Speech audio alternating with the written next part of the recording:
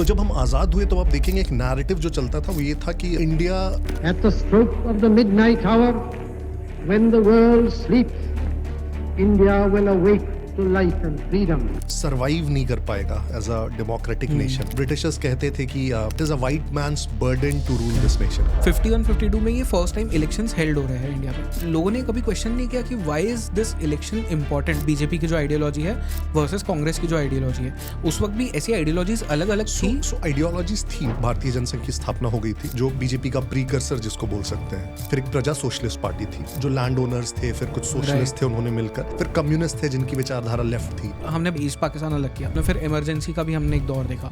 ये सब एग्जैक्टली हो क्या रहा था उस पीरियड में। सुबह कैबिनेट की बैठक बुलाई गई और डिक्लेयर कर दिया गया कि देश में इमरजेंसी है। और रात में जो देश के नेता थे, जितने भी विपक्ष के नेता, बड़े नेता, जयप्रकाश नारायण से लेके राजनारायण से लेके अटल बिहारी वाजपेयी, जॉर्ज फर्नांडिस, लालकृष्ण आडवाणी, नानाजी देशमुख, जितने थे सबको अरेस्ट कर लिया जाता है। जयप्रकाश नारायण ने बहुत फेमसली कहा था कि विनाश काले विपरीत बुद्धि।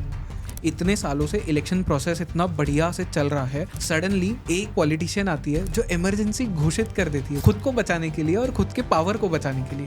ये होने कैसे दिया गया? संजय गांधी ने नसबंदी कराई तो पूरे देश में इतनी नसबंदी कराई, उन्होंने टारगेट्स दे दिया हेल्थ ऑफिसर्स को। हाँ, ये जबरदस्ती लोगों को सड़कों पर से उठा के ले जाया जा रहा था। राजीव गांधी इनफैक्ट आप देखेंगे और भी कुछ ब्लंडर्स था उनका। शाहबानो केस, फिर राम मंदिर का ताला खुलवाया उन्होंने, बोफोर्स केस में फंसे। एक और उन्होंने डिसीजन लिया कि श्रीलंका में तभी इंटरनल पीसकीपिंग फोर्स भेजेंगे। हाँ, एलटीटी जो ग्रुप था तमिलियंस का, वो सरकार के खिलाफ वॉर छिड़े हुई थी। वहाँ के जो प्राइम मिनिस्टर थे उन्होंने राजीव गांधी से असिस्टेंस मांगा एलटीटी को न्यूट्रलाइज करने के लिए। आप अगर कांग्रेस से सही में पूछेंगे कि what does it stand for, कुछ उनका क्लियर एक वो ऑब्जेक्टिव नहीं, कभी यहाँ बोलते कभी वहाँ बोलते। कई बार वो हिंदूज के क्लियरली अगेंस्ट बोलते हैं और कई बार फिर वो इस लेवल तक जाते हैं कि मैं ब्राह्मण हूँ और मैं जनेऊधारी हूँ। नमस्ते, जय हिंद। मेरा नाम है जयेश गंगन और ये है द आवारा मुसाफिर शो, एक ऐसा पॉडकास्ट जहां हम बात करते हैं भारत के पास्ट, प्रेजेंट और फ्यूचर की। ये जैसी हमारी टैगलाइन है ना, आज का पॉडकास्ट भी बिल्कुल ऐसा ही है। हम बात कर रहे हैं भारत के पास्ट से लेके प्रेजेंट तक की। इस पॉडकास्ट पे मेरे गेस्ट हैं मृत्युंजय शर्मा जी, जो कि एक ऑथर है और बीजेपी के इलेक्शन कोऑर्डिनेटर भी। इस पॉडकास्ट पे हम बात कर रहे हैं 47 से लेके 2025 तक क्या क्या चीज़ें भारत में हुई हैं। हमने पूरे इतिहास को ट्रेस किया है, पॉलिटिकल हिस्ट्री को ट्रेस किया है। स्पेशली इस पॉडकास्ट पे आपको ये जानने मिलेगा कि इमरजेंसी के वक्त पे इंडिया में क्या हुआ था। ये पॉडकास्ट हर उस पॉलिटिकल नर्ड के लिए है जिसे भारतीय इतिहास में रुचि है, जिसे भारतीय पॉलिटिक्स में रुचि है।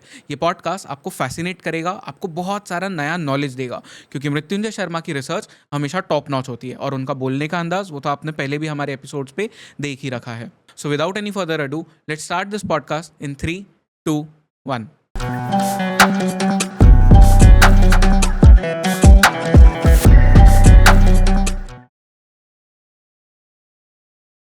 मृत्युंजय शर्मा जी, आपका एक बार फिर से स्वागत है शो पे। पिछली बार जब हमने एक पॉडकास्ट किया था वो इतना वायरल गया कि लोगों ने हमें कमेंट्स में इतने ज़्यादा चीज़ें कही है, both good and negative. But जब भी हम पॉलिटिक्स की बात करते हैं तो नेगेटिव तो आना होता ही है। What I was happy about was कि उस पॉडकास्ट में बहुत सारे लोग ऐसे थे जिन्होंने अप्रिशिएट किया जो आपने चीज़ें बोली थी, क्योंकि बिहार के बारे में लोग इतना खुल के आज तक बात नहीं कर रहे थे शायद, और एटलीस्ट पॉडकास्ट पे तो नहीं कर रहे थे। तो उस पॉडकास्ट में हमने बहुत सारी बातें की। आज के पॉडकास्ट में हम थोड़ा और उससे डिफरेंट एक जगह पे जाने वाले हैं, not in terms of geography, पूरे इंडिया को ही कवर कर रहे हैं, बट जो इलेक्टोरल पॉलिटिक्स की हिस्ट्री है भारत में उसके बारे में बात करेंगे। एंड जिस दिन हम रिकॉर्ड कर रहे हैं दिस इज़ 26 जनवरी, तो this is like Republic day. हम सेलिब्रेट ही भारत को इसलिए करते हैं। इलेक्टोरल पॉलिटिक्स की अगर हम हिस्ट्री को देखें तो आज जहाँ पे हम हैं 2025 में वर्सेस प्री इंडिपेंडेंस जो एक हमारा कल्चर इसका शुरू हुआ था, बहुत सारी चीज़ें बीच में आई, बहुत सारे इवेंट्स हुए, बहुत सारी ऐसी चीज़ें हुई जिन्होंने भारत को शेप किया है। तो धीरे धीरे करके हम उन सबको कवर करेंगे। But if you had to pick one point जहाँ से हमें इस पॉडकास्ट की शुरुआत करनी चाहिए, वो क्या पॉइंट होगा? सो इलेक्टोरल हिस्ट्री की बात करेंगे तो pre independence we had elections, we had limited elections I would say, because in fact आप देखेंगे तो मॉर्लिमेंटो रिफॉर्म्स आए थे 1909 में, 1919 में मॉन्टेग्यू चेम्सफोर्ड रिफॉर्म्स आए थे। Right. और इससे धीरे धीरे जो रिप्रेजेंटेशन की बात होने लगी, इंडियंस के रिप्रेजेंटेशन की, तो हमारे प्रोविंशियल लेजिस्लेचर्स थे जिन्हें आज हम विधानसभा कहते हैं, और हमारा सेंट्रल लेजिस्लेचर जो आज हमारा लोकसभा है, तो उसके लिए इलेक्शन स्टार्ट हुए। लेकिन वो बहुत लिमिटेड था। लिमिटेड, एक तो फ्रेंचाइजी में भी बहुत लिमिटेड था, क्योंकि जो लोग वोट कर सकते तो बहुत लिमिटेड वोटर्स थे, उसमें बहुत रेस्ट्रिक्शंस थे जो लोग आई वोट थिंक वो जिसके पास में प्रॉपर्टी होगी, जो Correct. एजुकेटेड है, करेक्ट तो एलिट्स जो थे सोसाइटी के सिर्फ वही वोट कर सकते थे। सो उसको आप बहुत हद तक रिप्रेजेंटेशन सही ढंग से नहीं मान सकते हैं। And it was since Britishers कर रहे थे, तो उसमें बहुत सारे ब्रिटिश रिप्रेजेंटेटिव्स भी होते थे, फिर इंडियन रिप्रेजेंटेटिव्स होते थे। धीरे धीरे इंडियन रिप्रेजेंटेटिव्स की संख्या बढ़ते गई। इंडिपेंडेंस आते आते 1946 में इलेक्शंस हुए, एंड देन करीब करीब तब तक हमारे पास एक फुल फ्लेजेड कह सकते हैं इंडियन लेजिस्लेचर्स हो गए थे। लेकिन अगर एक इंडिपेंडेंट इंडियन इलेक्शन की बात करेंगे तो इलेक्शन तो वो आज़ादी के बाद ही है, and that happened in 1952, right, when we elected our first government. केंद्र में भी हमने सबसे पहली सरकार अपनी चुनी, और राज्यों में भी सबसे पहली सरकार हमने चुनी। तो जब हम आज़ाद हुए तो आप देखेंगे एक नैरेटिव जो चलता था वो ये था कि इंडिया सरवाइव नहीं कर पाएगा as a democratic nation, right. और ब्रिटिशर्स कहते थे कि it is a white man's burden to rule this nation, कि हम चाहते थोड़ी ये रूल करना, ये तो हमारे कंधों पे बोझ है, क्योंकि ये जो भारतीय हैं ये खुद को रूल नहीं कर पाएंगे, लायक नहीं है रूल करने के, that was the whole narrative. तो जब भारत आज़ाद हुआ एंड जितने भी डेमोक्रेटिक चैलेंजेस हो सकते हैं, जैसे सबसे पहला संविधान बनाने का चैलेंज हो गया, हम अपने आप को किस तरह से देखते हैं एज अ नेशन, कैसे इन्विसाज करते हैं, वो हो गया। तो हमने खुद को एक डेमोक्रेसी बनाया, एक republic, we will have a elected head of state, कोई राजा नहीं होगा टिटुलर हेड हमारा, राइट। हम उसके आगे गए, फिर तो हमने कहा कि अगर डेमोक्रेसी है तो फिर लोगों के बीच से हमें चुन के लाना होगा कि कौन हमें रूल करेगा, राइट। तो 1952 में इलेक्शंस सबसे पहले शेड्यूल हुए, और बहुत बड़ा चैलेंज था इंडिया के लिए, इनफैक्ट मैमथ चैलेंज था इलेक्शंस कराना। रीज़न ये था, एक तो अगर आप सिर्फ वोटर्स की संख्या देखेंगे तो करीब 17 करोड़ वोटर्स। आज के हिसाब से थोड़ा कम लगे, लेकिन उस समय के हिसाब से 17 crore was the highest voters. Again उस समय भी मैं हाईएस्ट ही थे in number, in terms of the number of voters that we have. And I think उस टाइम पे 18 wasn't the legal age, 21 years of age, 21 was, correct. 21 साल के ऊपर के लोग वोट डाल सकते थे। 17 करोड़ की पॉपुलेशन थी। दूसरा एक हमने जो प्रिंसिपल स्टैंड लिया वो ये था कि हर एक व्यक्ति के वोट का मूल्य बराबर होगा। तो कोई भी भारतीय जो 21 वर्ष से ऊपर है वो वोट डालेगा, उसमें कोई भी और कंडीशंस नहीं होंगी। इनफैक्ट बहुत सारे Nations, developed Nations of the world आप बोलेंगे, इसे हम यूनिवर्सल एडल्ट फ्रेंचाइजी बोलते हैं, उन्होंने इसे बहुत लेटर अडॉप्ट किया। इनफैक्ट यूएस में अगर देखेंगे तो ऑलमोस्ट 1965 तक रिस्ट्रिक्शंस थे। तो आप सोचिए, यूएस जैसा नेशन जिसे 1965 में अडॉप्ट कर रहा है, we adopted it in 1952, right. So now the challenge was कि 17 करोड़ वोटर्स है, और उससे भी बड़ा चैलेंज कि अब 17 करोड़ वोटर्स एक तो इतने बड़े लैंड एरिया में स्प्रेड आउट है, राइट।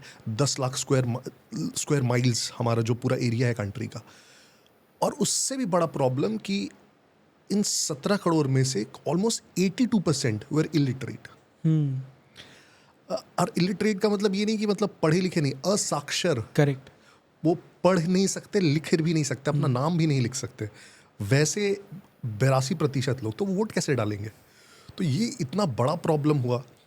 तो government started trying to solve this. तो सबसे पहले हुआ कि जो इलेक्टोरल रोल्स जब बनने लगे लोगों के, उसमें सबसे पहले प्रॉब्लम्स क्या है, जो महिलाएं थी, महिलाओं ने जनरली आप देखेंगे इंडियन सोसाइटी में उस समय खास करके, अभी भी थोड़े रूरल एरियाज में पॉकेट्स में जाएंगे तो कोई उनका नाम नहीं लेता है, उन्हें जनरली बुलाया जाता है कि सोनू की मम्मी, या फलाने की बहू, है ना। तो वो अपना नाम लिखाने को तैयार नहीं थी इलेक्टोरल रोल के लिए, और दे वुड से कि हमारा नाम सोनू की मम्मी लिख दीजिए या फलाने की पत्नी लिख दीजिए, right. So such typical problems India faced. And ऐसा नहीं था कि एक पॉकेट में था, पूरे इंडिया में यही था उस समय, राइट।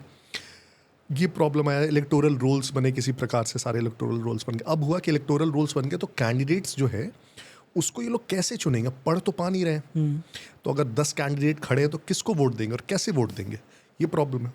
तो सबसे पहले गवर्नमेंट ने कहा कि ऐसा करते हैं कि अगर 10 कैंडिडेट हैं तो 10 अलग अलग कलर के बैलेट बॉक्सेस रख देते हैं। अच्छा, हाँ, ओके। और जो भी आएगा उसे एक पर्चा देंगे, पर्चा सेम ही है, बस वो पर्चा जिस डब्बे में डल गया मतलब उस कैंडिडेट का डल गया। तो अगर जयेश एक कैंडिडेट है तो इनका जो डब्बा है लाल कलर का है, राइट। तो लाल डब्बे में डाला मतलब जयेश का वोट है, राइट। तो पहले ये इन्वेसाज हुआ।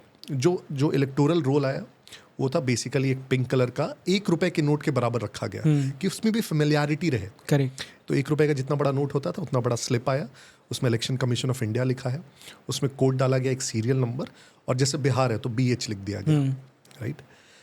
लेकिन फिर लगा कि ये जो अलग कलर वाला डब्बा वाला लॉजिस्टिक्स है इम्पॉसिबल है। हर बूथ पे इतने कलर के डब्बे पहुंचाना और जितने कैंडिडेट्स है और उसके हिसाब से उनको अरेंज करना, दिस इज नॉट पॉसिबल। तो इसे ड्रॉप कर दिया गया इस आइडिया को। फिर हुआ कि यार डब्बों के कलर अलग नहीं किया जाए, बस 10 डब्बे रख दिए जाए एक प्रकार के, और उनके साथ उस व्यक्ति का इलेक्शन सिंबल चिपका दिया जाए। तो जो रंग वाला कलर वाला प्रॉब्लम वो कम से कम हट जाएगा, एक ही तरह के बैलेट बॉक्सेस पहुंच सकते हैं। तो ये तो ठीक हुआ कि सिंबल चिपका दी जाए। अब सिंबल चिपकाने में भी प्रॉब्लम है कि लोग कैसे सिंबल पहचान पाएंगे, राइट। तो कहा गया कि जो सबसे इजीली आइडेंटिफाइबल सिंबल्स हो सकते हैं उन्हें चुना जाए, और ऐसे करीब 26 सिंबल चुने गए। अब उसमें भी बहुत डिबेट्स हुए। जैसे एक सिंबल रखा गया रेलवे इंजन, तो उस पर बहुत कंप्लेन आया कि गांव के लोग तो आज तक रेल इंजन देखे ही नहीं है तो वो समझ ही नहीं पाएंगे कि है क्या रेल इंजन, तो उसे फिर हटाया गया। Okay, right. अच्छा, उसको भी सिंप्लीफाई किया गया। बिल्कुल, क्योंकि आधे से अधिक इंडिया ने, गांव के लोगों ने रेल देखा ही नहीं था, इंजन नहीं देखे थे, तो उन्हें कैसे पता रेल इंजन क्या होता है, राइट। तो सबसे जो कॉमन हो सकते हैं, फिर उसमें और भी कंडीशंस थे, जैसे वो रिलीजियस सिंबल नहीं होने चाहिए, राइट, उसका कॉनेटेशन वैसा कुछ नहीं आना चाहिए, कंट्रोवर्शियल सिंबल्स नहीं होने चाहिए। तो सिंपल सिंबल्स 26 चुने गए। तो आप देखेंगे कांग्रेस को जो सबसे पहला सिंबल अलॉट किया गया वो था, उसे जोड़ा बैल बोलते हैं, 2 बैल, जो भारतीय जनसंघ थी उसको दिया, एक सिंबल दिया गया। तो ऐसे सिंबल्स अलॉट किए गए। तो जब इलेक्शंस हुए तो बॉक्सेस रखे गए, उनके सामने वो सिंबल्स चिपकाए गए, और आप वो जो एक स्लिप है उसको जिस डब्बे में डाल देंगे तो उस पार्टी का वोट हो गया। तो इस प्रकार से पहला हमारा इलेक्शन हुआ। इसमें भी बहुत इंटरेस्टिंग रिजल्ट्स, बहुत interesting. So Jawaharlal Nehru of course जीत कर आए, और भी कई सारे अच्छे बड़े लोग जीते, कई बड़े लोग हार भी गए इनफैक्ट। तो मोरारजी देसाई जो बाद में जाके प्रधानमंत्री भी, तो मोरारजी देसाई इनफैक्ट बॉम्बे से ही चुनाव हार गए। In fact doctor BR Ambedkar he lost from Bombay. It was very interesting. North central seat से वो हारे, और उन्हें हराया किसी ने नहीं, उनके ही पर्सनल असिस्टेंट ने। अच्छा। हाँ, उनका नाम था समकजरोलकर, या तो वो बॉम्बे से चुनाव हार गए। तो अब सोचिए इलेक्टोरली आज शायद हमें विश्वास ना हो कि एक व्यक्ति जो इतना पॉपुलर है, करेक्ट, उस समय वो चुनाव हार चुके हैं। मतलब मैं BR अम्बेडकर अगर इलेक्शन हार सकता है तो कोई भी हार सकता है, बिकॉज आज जब उनकी पॉपुलैरिटी अगर हम देखें तो उस जमाने में तो वो कितनी होगी फिर। मोरारजी देसाई बाद में प्रधानमंत्री बने, वो भी चुनाव हार गए। बहुत सारे ऐसे नाम हैं इनफैक्ट। तो बट हाँ, elections were conducted, of course there were, you can say कि बहुत इनएफिशिएंसीज हुई होंगी, क्योंकि इतना बड़ा प्रोसेस था और पूरा फिजिकल प्रोसेस था। करेक्ट, और फर्स्ट टाइम हो रहा था। वो बैलेट बॉक्सेस पहुंचाना, ले जाना, सिक्योरिटी, लोगों को समझाना, उसमें फिर बहुत इंटरेस्टिंग इंसिडेंट्स हुए। आप पढ़ेंगे जब इलेक्टोरल हिस्ट्री, तो पहली बार लोग इस प्रकार का कुछ कर रहे थे। तो बिहार के एक गांव में एक महिला ने वो जिद पे अड़ गई कि जब तक हम पंडित नेहरू को देखेंगे नहीं तब तक हम वोट नहीं देंगे। उत्तर प्रदेश का केस है। वहाँ पे लोगों ने, एक पूरा गांव था, उन्होंने कहा कि हम और किसी कैंडिडेट को वोट नहीं देंगे, हम गांधी जी को, नेहरू जी को ही देंगे। उन्हें अब समझाना मुश्किल है कि कैंडिडेट्स जो खड़े हैं उस पार्टी के हैं जिस पार्टी के नेहरू जी है, राइट। सो बट उन्हें कौन समझाए। सो इस प्रकार के प्रॉब्लम्स इनफैक्ट तमिलनाडु में बहुत इंटरेस्टिंग हुआ। तो Sukumar Sen was the chief election commissioner. तो वहाँ पे व्यक्तियों ने कहा कि हम सुकुमार सेन को वोट देंगे बिकॉज वो इतने अच्छे से चुनाव हमें करवा रहे हैं, इलेक्शन कमिश्नर को ही जिता देंगे। Right. So very funny but also and it may look like यार छोटी प्रॉब्लम। इस तरह की कितनी छोटी छोटी सोच के देखिए आप, इश्यूज हुए होंगे ग्राउंड पे, जिसको ग्राउंड एडमिनिस्ट्रेशन को सॉल्व करना पड़ा होगा, कंडक्ट करना पड़ा होगा। तो मैमथ एक्सरसाइज। पर explain to me one thing, क्योंकि उस टाइम पे जो मेरे मम्मी पापा या मेरे नाना जी मुझे जो बताते हैं, because he lived in that era, तो वो मुझे बता दें कि जवाहरलाल नेहरू का जो स्टेटस था उस वक्त, he was no less than a god for a lot of Indians and majority India, मतलब जिस तरह से जब उनकी डेथ भी हुई थी तो इंडिया वॉज इन शॉक कि ये क्या हो गया। तो आई एम जस्ट इमेजिनिंग कि उस टाइम पे लोगों ने ये क्वेश्चन नहीं किया कि इलेक्शन ही क्यों इम्पोर्टेंट है, जवाहरलाल नेहरू जी है, कांग्रेस है तो सब बढ़िया है। क्योंकि इलेक्शन के बाद में 47 में तो कुछ हुआ नहीं था, इंडिपेंडेंस के बाद वो सीधा ट्रांसफर ऑफ पावर हुआ। 51-52 में ये फर्स्ट टाइम इलेक्शंस हेल्ड हो रहे हैं इंडिया में। तो लोगों ने कभी क्वेश्चन नहीं किया कि why is this election important और why is elections important in general, क्योंकि उनका स्टेटस जो इतना बड़ा हो गया था। नहीं, बट आई थिंक सी फिर कांग्रेस एक पार्टी थी, there were other parties as well. Were there, मतलब सोशल जो आज हम जिस तरह से देखते हैं कि एक बीजेपी की जो आइडियोलॉजी है वर्सेस कांग्रेस की जो आइडियोलॉजी है, उस वक्त भी ऐसी आइडियोलॉजीज अलग अलग थी। सो आइडियोलॉजीज थी, बिकॉज आप देखेंगे जैसे भारतीय जनसंघ की स्थापना हो गई थी, राइट, जो बीजेपी का प्रीकर्सर जिसको बोल सकते हैं, श्यामा प्रसाद मुखर्जी और दीनदयाल उपाध्याय जी ने उन्होंने भारतीय जनसंघ बनाया हुआ था। फिर एक प्रजा सोशलिस्ट पार्टी थी, जो लैंड ओनर्स थे, फिर कुछ सोशलिस्ट थे, उन्होंने मिलकर सोशलिस्ट इनफैक्ट कांग्रेस से ही अलग हुए थे। उन्होंने पहले 1934 में कांग्रेस के अंदर एक कांग्रेस सोशलिस्ट पार्टी बनाई, फिर आज़ादी के बाद वो अलग होकर सोशलिस्ट पार्टी बनी, फिर प्रजा सोशलिस्ट पार्टी वो हो गई। फिर कम्युनिस्ट थे जिनकी विचारधारा लेफ्ट थी। Right, I think that was the bigger problem for Congress than the Jana Sangh, right. So initially you would say, I think first elections के बाद I don't recall the exact number of seats each of them, but हाँ, communists were a very important force then, कम से कम। तो ये चार तो in fact national parties, in fact first election के बाद ये चार नेशनल पार्टीज बच के रह गई। तो ऐसा नहीं था कि और एज ए नेशन जब आप बात करते हैं, सो ठीक है, आम जनता के बीच समझाना में भी थोड़ा बड़ा मुश्किल हो, बट आपने जब कॉन्स्टिट्यूशन भी अपना एनविसाज किया, उसको जब अडॉप्ट किया, तो आपने कहा कि we are a democracy, we are a republic, right. तो the basic tenet of a democracy is कि जो हमारे कैंडिडेट्स होंगे वो चुन के आएंगे, राइट। तो मेरे ख्याल से उस पर कहीं कुछ ऐसे डिस्कशन डिबेट की बात नहीं थी। पॉपुलैरिटी बहुत हाई थी और इसलिए वो जीत करके भी है ऑलमोस्ट 400 प्लस सीट से, अगर मैं करेक्ट हूँ तो 425 सीट्स इनफैक्ट उस समय कांग्रेस को आई। तो वो पॉपुलैरिटी उसमें दिख गई। बट हाँ, कहीं कहीं पे आप देखेंगे अलग अलग धड़ों में कि you know other parties also performed, ठीक है, सिग्निफिकेंटली वेल। ओके। तो ये जब इलेक्शंस हो रहे थे, आपने कुछ चैलेंजेस के बारे में बात की, but apart from this what was like the major challenge जिसके लिए लोग, मतलब कुछ सोशल इश्यूज हुए हो या कुछ ऐसा हुआ हो, ऐसा कोई चैलेंज उभर के आया था? सो अब 62 से फिर थोड़ा सा आगे बढ़ेंगे 67 की तरफ। तो एक बार तो हम लोगों ने इलेक्शन करा लिया। अब हमारे कॉन्स्टिट्यूशन में ही there is an article 81 which says, which talks about कि हर 10 साल के बाद सेंसस होगा और सेंसस के आधार पे, क्योंकि आप कॉन्स्टिट्यूशन का प्रिंसिपल देखेंगे तो we have a principle of 1 person 1 vote, and कि हर व्यक्ति का वोट का वैल्यू सेम होना चाहिए। तो वैल्यू सेम कैसे होगा? तब होगा कि जो हमारे कॉन्स्टिट्यूएंसीज हो करीब करीब बराबर हो सब, और बराबर एरिया में नहीं, पॉपुलेशन में। तो अगर मेरे यहाँ लेट्स से एक मेंबर ऑफ पार्लियामेंट 20 लाख लोगों को रिप्रेजेंट कर रहा है, तो हर जगह पूरे देश में उतना ही मोटा मोटी करे। नो, इसके लिए कॉन्स्टिट्यूशन ने क्या कहा कि हर 10 साल में सेंसस कराइए और सेंसस के बेसिस पे डिलिमिटेशन हो।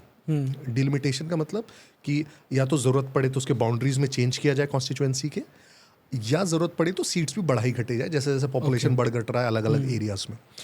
तो 1951 का सेंसस हुआ, उसके बाद डिलिमिटेशन कमेटी बनी, और डिलिमिटेशन कमेटी बनी तो उसके कारण बहुत सारे जो कॉन्स्टिट्यूएंसीज थे 1952 में वो चेंज हो गए। ओके, राइट, जिनसे कैंडिडेट्स लड़ रहे थे, अब उन्हीं की कॉन्स्टिट्यूएंसी के बाउंड्रीज कहीं के चेंज हो गए। करेक्ट, राइट, कहीं के, और कहीं कहीं कॉन्स्टिट्यूएंसीज बढ़ भी गए थोड़े। राइट, पहला प्रॉब्लम यह है।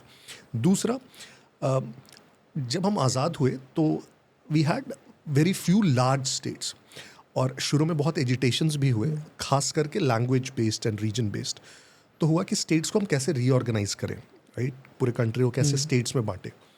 तो उसके लिए एक स्टेट्स रीऑर्गेनाइजेशन कमेटी बनी। तो उसने 55 में अपना रिकमेंडेशन दिया, और उसका रिकमेंडेशन लार्जली ये था कि स्टेट्स को हमें लिंग्विस्टिक बेसिस पे ऑर्गेनाइज करना चाहिए, because that's the most common identifier. जो महाराष्ट्र गुजरात का हमें पता भी है कि हुआ। करेक्ट। तो अब जितने भी स्टेट्स देखेंगे आज इंडिया में, सारे लिंग्विस्टिक बेसिस पे ही लार्जली देखेंगे।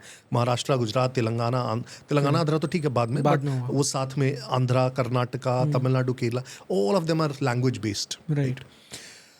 तो जब वो स्टेट्स भी अब बटे और ये हुए तो उससे भी प्रॉब्लम आई, क्योंकि अब स्टेट्स अलग अलग हो गए थे।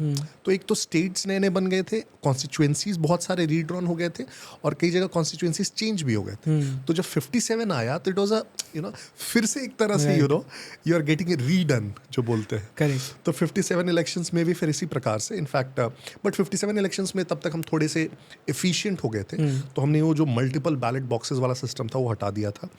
हम बैलेट पेपर पे आ गए थे, जो उसके बाद बहुत सालों तक चला, भी कुछ साल पहले तक। उसमें सारे कैंडिडेट्स का नाम है, सामने में सिंबल है, और उस पर आप मुहर लगा दीजिए और उसको फोल्ड करके डाल दीजिए। तो उस तरह से वो थोड़ा सिंप्लीफाई हो गया। 57 में भी बहुत इंटरेस्टिंग रिजल्ट्स थे। In fact Nehru ji of course जीते, वाजपेयी जी पहली बार जीत कर आए, right.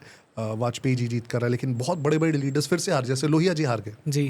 Ram Manohar Lohia, again such a great socialist leader, he lost the elections, independent के तौर पे वो लड़े। तो but again we were able to conduct एक फिर से इतना बड़ा एक्सरसाइज सीमलेसली। 62 में भी फिर मोटा मोटी हम लोगों ने उसी को फॉलो किया। तब तक हमें लगता है कि हम लोग इस्टेब्लिश कर चुके थे, हमें इलेक्शंस कराना आ चुका था, हमें पता चल चुका था क्या कराना है। तो 62 तक आते आते देखिएगा आपकी हम लोग बहुत एफिशिएंटली जो बैलेट बॉक्सेस वाला इलेक्शंस था उसमें एक तरह से हम बोल सकते हैं कि पारंगत हो चुके थे हम लोग, और हम लोगों ने कराना शुरू कर दिया। बट इस टाइम तक जो इंडियन नेशनल कांग्रेस थी, इट वाज डोमिनेटिंग, मतलब स्टेट इलेक्शंस एंड जो सेंटर के होते दोनों। तो आप 52 में देखेंगे, 57 में देखेंगे, 62 में देखेंगे, Congress at centre, Congress in states. पहला in fact Congress lost state was Kerala. Okay, right. Communist party को एंड सबसे पहला सेटबैक आप बोल सकते हैं कांग्रेस को लगा डोमिनेंस पे तो 67 इलेक्शंस में। तो 67 के इलेक्शन में आप देखेंगे केंद्र में सरकार तो बन गई, राइट, सीट्स कम है, सरकार तो बन गई। स्टेट्स में आप देखेंगे बहुत सारे स्टेट्स में कांग्रेस को मेजॉरिटी नहीं आई। सबसे बड़ी पार्टी थी, मेजॉरिटी नहीं है। 3-4 स्टेट्स में कांग्रेस सबसे बड़ी पार्टी भी नहीं रही। तो आप अगर हिंदी हार्टलैंड देखेंगे तो जैसे उत्तर प्रदेश, बिहार, इन सब में कांग्रेस को मेजॉरिटी नहीं आई, राइट। और पहली बार बहुत सारे राज्यों में, इंक्लूडिंग जो हिंदी हार्टलैंड के राज्य हैं, वहाँ पे गैर कांग्रेसी सरकारें बनी, राइट। तो आप देखेंगे उत्तर प्रदेश में इनफैक्ट कांग्रेस ने सरकार बनाई एक चंद्रभूषण गुप्ता के नेतृत्व में, लेकिन वो सरकार तुरंत गिर गई क्योंकि जो चौधरी चरण सिंह थे, कांग्रेस में ही थे, उनको पसंद नहीं आया कि चंद्रभूषण गुप्ता को बनाया गया सीएम। तो उन्होंने कुछ विधायकों के साथ अपना टूट के अलग दल बना लिया, भारतीय क्रांति दल, और फिर उसको बाकी पार्टियों ने सपोर्ट किया, राइट। और वो चीफ मिनिस्टर बने, first non Congress chief minister. 67 में बिहार में भी आप देखेंगे तो यही हुआ, फर्स्ट नॉन कांग्रेस गवर्नमेंट बनी। तो बहुत सारे स्टेट्स में पहली बार जो एक कांग्रेस का डोमिनेंस है, it got challenge in the 1967 elections, आप बोल सकते हैं। That was a watermark elections for India. So 67 was the year जहाँ पे मतलब लोगों ने भी रियलाइज़ किया कि शायद भारत में वन पार्टी सिस्टम नहीं है, इसके अलावा भी हमें देखना चाहिए। मल्टीपल रीजंस थे। तो एक तो 64 में नेहरू जी की उनका देहांत हो चुका था, एंड 62 में हम वॉर हार गए थे। फूड क्राइसिस बहुत मेजर था इंडिया में, राइट। भूखमरी इनफैक्ट की स्थिति बहुत ज़्यादा थी। 66 में लाल बहादुर शास्त्री जी की भी मृत्यु हो गई। फिर इंदिरा गांधी ने कमान संभाला, लेकिन she was very young and so called inexperienced. तो एक जो रेस्पेक्ट आउट ऑफ आता है कि they know how to run the country, Nehru ji को देख के लाल बहादुर शास्त्री, तब तक वो कांग्रेस पे था, वो डगमगाया, सो लोगों ने ऑल्टरनेटिव्स की तरफ देखना स्टार्ट किया, उन बड़े नेताओं की तरफ देखना स्टार्ट किया जो अलग पार्टियों में थे, अलग धाड़ों में थे, निकल के अलग पार्टीज बना रहे थे। सोशलिस्ट थे, उसमें बड़े बड़े नेता आ चुके थे, जैसे राम मनोहर लोहिया एक बड़े नेता था, चौधरी चरण सिंह खुद ही एक बड़े नेता थे। तो इस प्रकार के नेता, भारतीय जनसंघ अपने आप उसमें बड़े नेता थे, वाजपेयी जी उभर रहे थे। तो उस प्रकार के लीडर्स की तरफ देखना स्टार्ट किया कि और वैसे कौन चॉइसेस हो सकते हैं, जैसे केरला में कम्युनिस्ट आ चुके थे, और कौन हो सकते हैं जो हमें गवर्न कर सकते हैं। तो 67 I think, and then it kept up and down, but हाँ, उसके बाद कांग्रेस का डोमिनेंस नहीं कह सकते कि एक तरफा डोमिनेंस नहीं रहा, राइट। सो यहाँ पे सबसे सरप्राइजिंग कौन सी पॉलिटिकल पार्टी थी which started gaining traction within people? So अगर उस समय आप देखेंगे तो सोशलिस्ट, एक 60s में सोशलिस्ट मूवमेंट बहुत स्ट्रॉन्ग चला।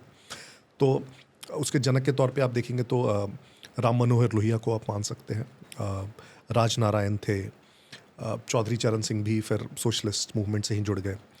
तो इनकी आइडियोलॉजी थी, इनका कहना था कि जो बैकवर्ड्स हैं, और राम मनोहर लोहिया बहुत स्पेसिफिकली बोलते थे कि जो बैकवर्ड्स हैं उनको हमको अफर्मेटिव एक्शन के तौर पे रिजर्वेशंस देना पड़ेगा, ओके ना सिर्फ एजुकेशन में बल्कि जॉब्स में और पॉलिटिकल रिप्रेजेंटेशन में भी। राइट तो आप देखेंगे कि जब इनिशियल इलेक्शंस हमारे हुए तो we had reservations in political in electoral politics, right, जो हमें एससीज और एसटीज के लिए था। तो बहुत इंटरेस्टिंगली इनिशियली जो रिजर्व सीट्स होते थे उससे दो दो कैंडिडेट चुन के आते थे। तो अगर एससी रिजर्व सीट है तो सीट से एक एससी कैंडिडेट चुन के आएगा और जनरल भी चुन के आएगा। अगर एसटी रिजर्व सीट है तो उससे भी दो कैंडिडेट आएंगे, एक Right, एसटी कैंडिडेट आएगा, जनरल कैंडिडेट आएगा। फिर आई थिंक 62 के बाद ये खत्म कर दिया गया। फिर एक ही जो रिजर्व कैंडिडेट है वही जीत के आएगा सिर्फ। ओके नाउ लोहिया जी ने कहा कि this should also extrapolate to OBCs, other backward caste, और जॉब्स में रिजर्वेशन होना चाहिए। और उन्होंने नारा दिया, उनकी जो पार्टी थी संयुक्त सोशलिस्ट पार्टी, उसका नारा था कि संसोपा ने बांधी गांठ, पिछड़े पावे 100 में 60 क्योंकि उनका 60% ही साइड ओके पॉपुलेशन है, तो जिसकी जितनी संख्या भारी उसकी उतनी हिस्सेदारी, ये भी एक नारा था। तो ये जो धड़ा था ये उभर कर आने लगा, और इस धड़े के उभरने के भी रीजंस थे इनफैक्ट। सो आप देखेंगे जो सोशलिस्ट को सबसे ज़्यादा सपोर्ट मिला सो कॉल्ड मिडिल कास्ट से मिला। मिडिल कास्ट मतलब? राइट। सो आप जब ओबीसीज को भी देखेंगे तो ओबीसीज में मल्टीट्यूड ऑफ कास्ट आते हैं। कोई भी एक स्टेट उठाएंगे तो आपको करीब करीब 100 कास्ट मिल जाएंगे ओबीसीज में। अब उन 100 कास्ट में भी देखेंगे जो सबसे बेहतर 2-3-5 कास्ट हैं और सबसे वर्स 2-3-5 कास्ट, उसके सोशियो इकोनॉमिक्स में बहुत डिफरेंस है, ओके एक्सट्रीम डिफरेंस है। तो ये जो सबसे बेहतर उसमें 2-3-4-5 कास्ट हैं, इनको जनरली मिडिल कास्ट बोलते हैं। तो इनको जो सबसे ज़्यादा फायदा हुआ, पहला लार्जली स्टेट्स ने, ज़्यादातर स्टेट्स ने 1950, 51, 52 के आसपास जमींदारी अबॉलिश कर दिया। तो जमींदारी जब अबॉलिश हुई तो जमींदार जो थे उनके ज़्यादातर जो टेनेंट्स होते थे वो यही कास्ट होते थे। ओके सो बिहार में आप देखेंगे तो यादव्स, कुर्मी, कोयरी। आप उत्तर प्रदेश में देखेंगे तो अगेन यादव्स, जाट्स, कुर्मीज, ये टेनेंट कास्ट होते थे। तो जैसी जमींदारी अबॉलिश हुआ तो सबसे ज़्यादा जो लैंड ट्रांसफ़र हुआ इनको हुआ, तो थोड़ी प्रॉस्पेरिटी आई। दूसरा, जब ग्रीन रिवोल्यूशन आया 60s में, तो वो जिस एरिया में है वो लार्जली आप देखेंगे पंजाब, हरियाणा, वेस्टर्न यूपी वाले एरिया। तो वेस्टर्न यूपी के वहाँ भी जो मिडिल कास्ट है उनको बहुत ज़्यादा इससे थोड़ी प्रॉस्पेरिटी आई। तो आप सोशलिज्म की पूरा उद्गम भी देखेंगे तो इसी एरिया में देखेंगे। हाँ, मेक सेंस, करेक्ट। लोहिया भी उत्तर प्रदेश से ही, आप चौधरी चरण सिंह उत्तर प्रदेश से ही, उसके बाद जितने इस तरह के नेता है, मुलायम सिंह यादव, लालू प्रसाद यादव बाद में जो आए, तो socialist started asserting for their rights in 1960s, right. और 67 में इनफैक्ट जैसे यूपी में भी जो सरकार बनी, बिहार में भी जो सरकार बनी, संयुक्त विधायक दल बोला गया। तो वो बहुत सारी पार्टियों का गठजोड़ था, it's a coalition government. Correct. तो उसमें जनरली आप देखेंगे socialist party was the most strongest partners of ये जितने कोलिशन गवर्नमेंट्स बने। सो मतलब ये one of the most interesting aspect था इंडिया की इलेक्टोरल हिस्ट्री का, क्योंकि यहाँ पे एक और पे जहाँ पे अब कांग्रेस हार रही है धीरे धीरे, बहुत सारे स्टेट्स में अपना कंट्रोल लूज़ कर दिया है, वहीं दूसरे एंड पे सोशलिस्ट पार्टीज़ में बहुत ज़्यादा ये एक बढ़ाव दिखा है। एंड उसी के साथ साथ आपने कहा कि अटल बिहारी वाजपेयी का भी राइज हो रहा था, एंड इसी के साथ में कांग्रेस में इंदिरा गांधी का भी राइज हो रहा था। एंड यहाँ से अब थोड़ा पॉलिटिक्स जो है वो चेंज भी होने लगती है, एज इन जो परिभाषा थी पॉलिटिक्स की pre Indira Gandhi and post Indira Gandhi, it was a completely drastic change. क्योंकि जहाँ पे इंदिरा गांधी ने जो हमने बांग्लादेश में किया, ईस्ट पाकिस्तान अलग किया, उसके बाद में फिर इमरजेंसी का भी हमने एक दौर देखा, ये सब एग्जैक्टली हो क्या रहा था उस पीरियड में, कि मतलब इतने बड़े डिसीजंस लिए जा रहे थे और इतने रैपिडली लिए जा रहे थे ये सब। सो 1967 में बहुत सारे गैर कांग्रेसी सरकारें बनी, संयुक्त विधायक दल की सरकारें बनी, लेकिन ये सरकारें थी बहुत स्थिर नहीं थी, क्योंकि ये जो कोलिशन था बहुत अलग अलग आइडियोलॉजी के पार्टीज का था। This was also the time जहाँ पे कोलिशन गवर्नमेंट्स बहुत बन रही थी, टूट रही थी स्टेट्स में, क्योंकि जितने भी वैसी पार्टियां थी जो एंटी कांग्रेस थी तो सब साथ आ गई।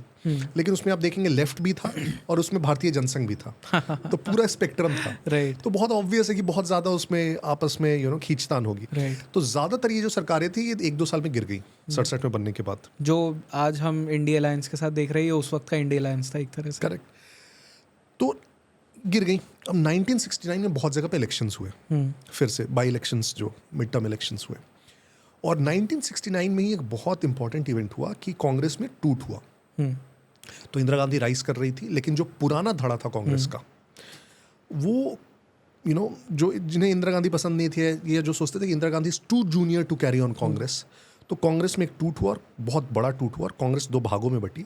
एक हुआ Congress O, which is Congress organisation, और एक हुआ Congress R, which is Congress requisitionist. Right. तो कांग्रेस आर या इंदिरा गांधी, जगजीवन राम, ये सब उसमें थे। उसको रिकग्निशन मिली फाइनली कांग्रेस का। तो जब उसे कांग्रेस का रिकग्निशन मिला, एंड 1971 इलेक्शंस आई वुड से was the turning point in Indira Gandhi's life. Okay. Because तब तक उन्हें देखा जाता था, और बहुत सारे एक्रोनिम्स उनके लिए बोले जाते थे, जैसे गूंगी गुड़िया एक था, कि मतलब she is just a daughter of a very well to do family, nothing apart from that. लेकिन 71 इलेक्शंस में आप देखेंगे कि she got a thumping majority. उन्होंने नारा दिया गरीबी हटाओ और ये सब, she got a thumping majority, and that established her कि इंदिरा गांधी के नाम पर वोट पड़ा है और उनकी कांग्रेस को वोट पड़ा है, तो जो भी डाउट्स थे वगैरह वो फिर एक तरह से खत्म हो गए कि हाँ, कांग्रेस को इंदिरा गांधी ही लीड करेंगी। जो एक चर्निंग पीरियड होता है वो खत्म हो गया। इसका मुझे बैकग्राउंड बताइए थोड़ा, क्योंकि जवाहरलाल नेहरू थे तब तक, ठीक है, because he was also a senior leader, तो आप फिर भी उस वक्त ये नहीं बोल सकते थे कि Congress was captured by him.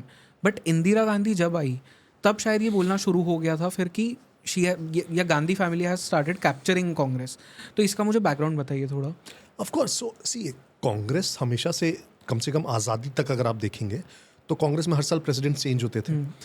Congress was never supposed to be a political party. Right, Gandhi ji ने तो बोला था आज़ादी के बाद में कि इसे the constitution itself said of Congress कि it will be dissolved after we achieve the aim of independence.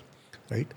तो हर साल प्रेसिडेंट चुने जाते थे उसके, और प्रेसिडेंट्स चुनने में कितना ज़्यादा, इनफैक्ट आप जितने सेशंस देखेंगे तो प्रेसिडेंट चुनने में ही इतना स्ट्रगल होता था, क्योंकि it was a very democratic process was to say. Right. और आपको ध्यान होगा जब सुभाष चंद्र बोस 40 के इलेक्शंस 40 में रामगढ़ सेशन में प्रेसिडेंट चुने, फिर हट गए, कितना उसमें गांधी वर्सेस बोस। तो लेकिन इलेक्शंस के बाद जो कांग्रेस बनी वो पॉलिटिकल पार्टी बनी, right, to rule the country. तब तक भी ठीक था, क्योंकि ठीक, एक पार्टी है, जवाहरलाल नेहरू लीड कर रहे थे, और भी बहुत सारे नेता थे, बहुत रिस्पेक्टेबल लीडर्स थे जो कांग्रेस में थे। तो बहुत सारे नेता थे, फिर भी कोई एक व्यक्ति या परिवार का नहीं था।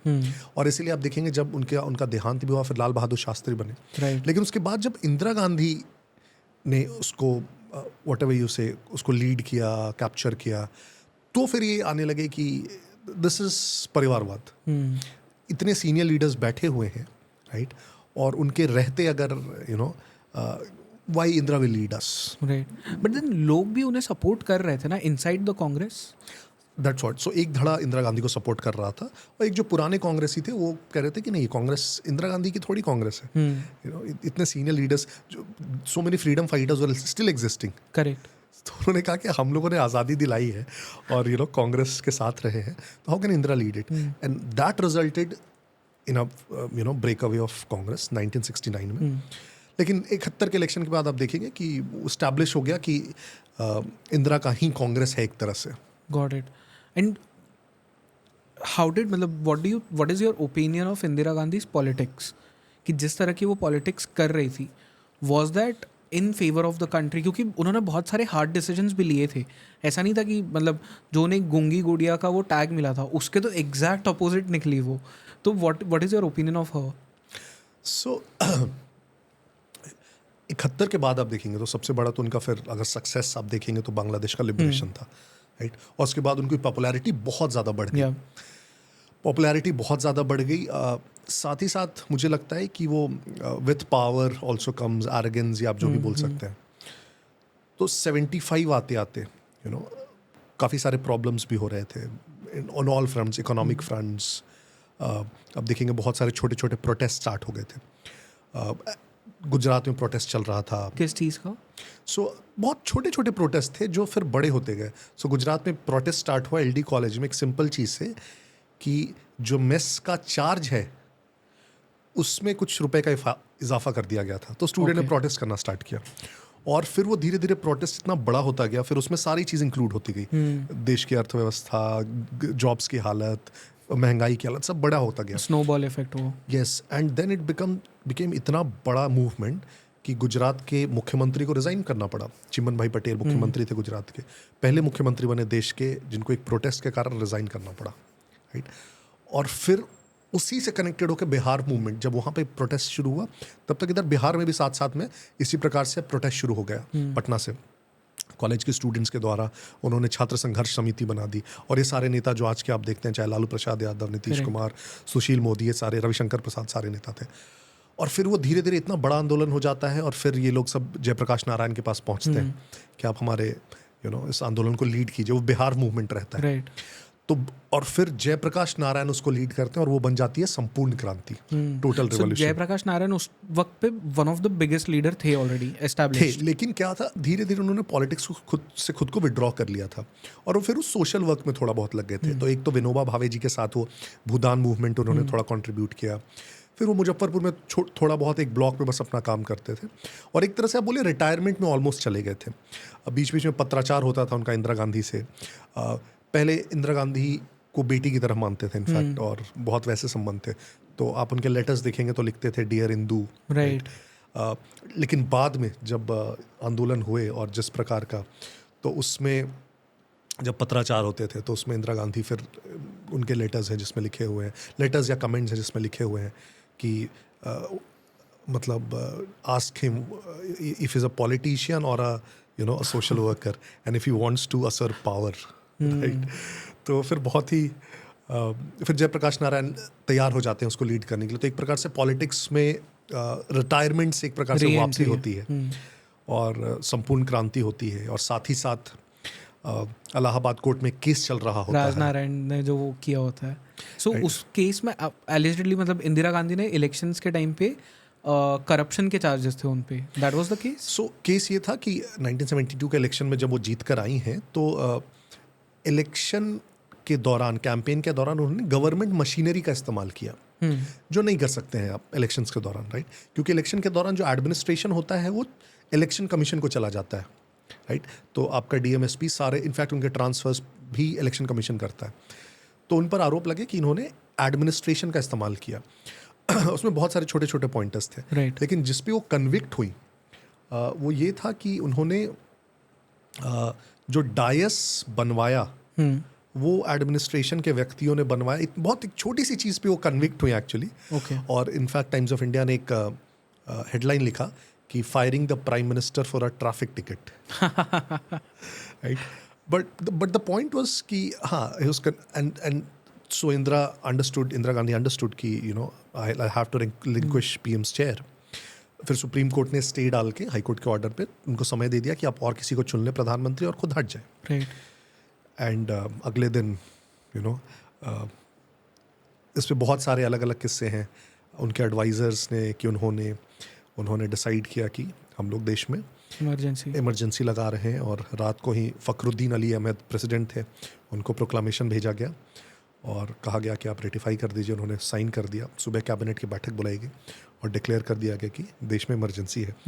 और रात में जो देश के नेता थे, जितने भी विपक्ष के नेता, बड़े नेता, जयप्रकाश नारायण से लेके राजनारायण से लेके अटल बिहारी वाजपेयी, जॉर्ज फर्नांडिस, लालकृष्ण अडवाणी, नानाजी देशमुख, जितने थे सबको अरेस्ट कर लिया जाता है, सबको जेल में भेज दिया जाता है। इनफैक्ट राजनाथ सिंह भी जेल में थे। जितने भी आप देखेंगे खास करके अभी तक की पीढ़ी के नेता, उसमें से 90% उस समय वो शायद इमरजेंसी की उपज होंगे। और जयप्रकाश नारायण ने बहुत फेमसली कहा था कि विनाश काले विपरीत बुद्धि, जब उन्हें पकड़ के ले जाया जा रहा था जेल में। फिर वो इमरजेंसी लगता है, 75 से 77 इमरजेंसी चलता है 18 महीने तक। बहुत अतियाँ होती हैं, बहुत लोग जेल में रहते हैं, बहुत यातनाएं सहते हैं, बहुत कंट्रोवर्शियल पॉलिसीज़ आते हैं। एक पूरा का पूरा इतने अमेंडमेंट्स किए जाते हैं कॉन्स्टिट्यूशन में, जिसे एक पूरा मिनी कॉन्स्टिट्यूशन बोल दिया गया, जो 42nd कॉन्स्टिट्यूशनल अमेंडमेंट है। उसमें इतने अमेंडमेंट्स थे कि उसी में अमेंडमेंट लाया गया कि सोशलिस्ट और सेकुलर वर्ड ऐड किया गया हमारे प्रियम्बल में।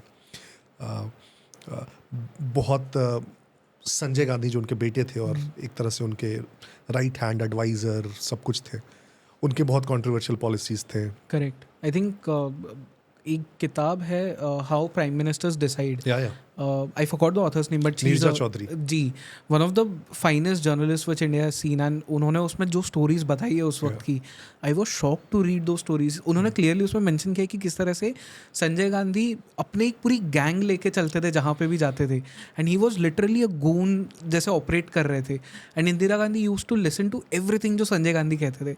तो she has mentioned in the book कि एक ऐसा वक्त आ गया था कि इंदिरा गांधी पार्टी की हेड तो थी but she was only a puppet, क्योंकि संजय गांधी एक्चुअली उन्हें चला रहे थे. तो दिस इज सो शॉकिंग कि एक ऐसा देश जहाँ पे इतने सालों से इलेक्शन प्रोसेस इतना बढ़िया से चल रहा है, सडनली एक पॉलिटिशियन आती है जो इमरजेंसी घोषित कर देती है, वो भी क्यों? खुद को बचाने के लिए और खुद के पावर को बचाने के लिए, और देश में ये होने भी दिया जाता है. टेल मी, ये होने कैसे दिया गया इमरजेंसी? क्योंकि ऑफ कोर्स बहुत सारे लीडर्स थे जो अपोज कर रहे थे, लोगों में भी बहुत गुस्सा था, बट क्योंकि मीडिया के ऊपर भी कंट्रोल आ गया था एंड पॉलिटिशियंस जेल में थे, तो कोई ओपनली कुछ कर नहीं सकता था, और पुलिस तो जो पावर में है उसके हाथ में. तो still but like how was this allowed to continue for 2 years?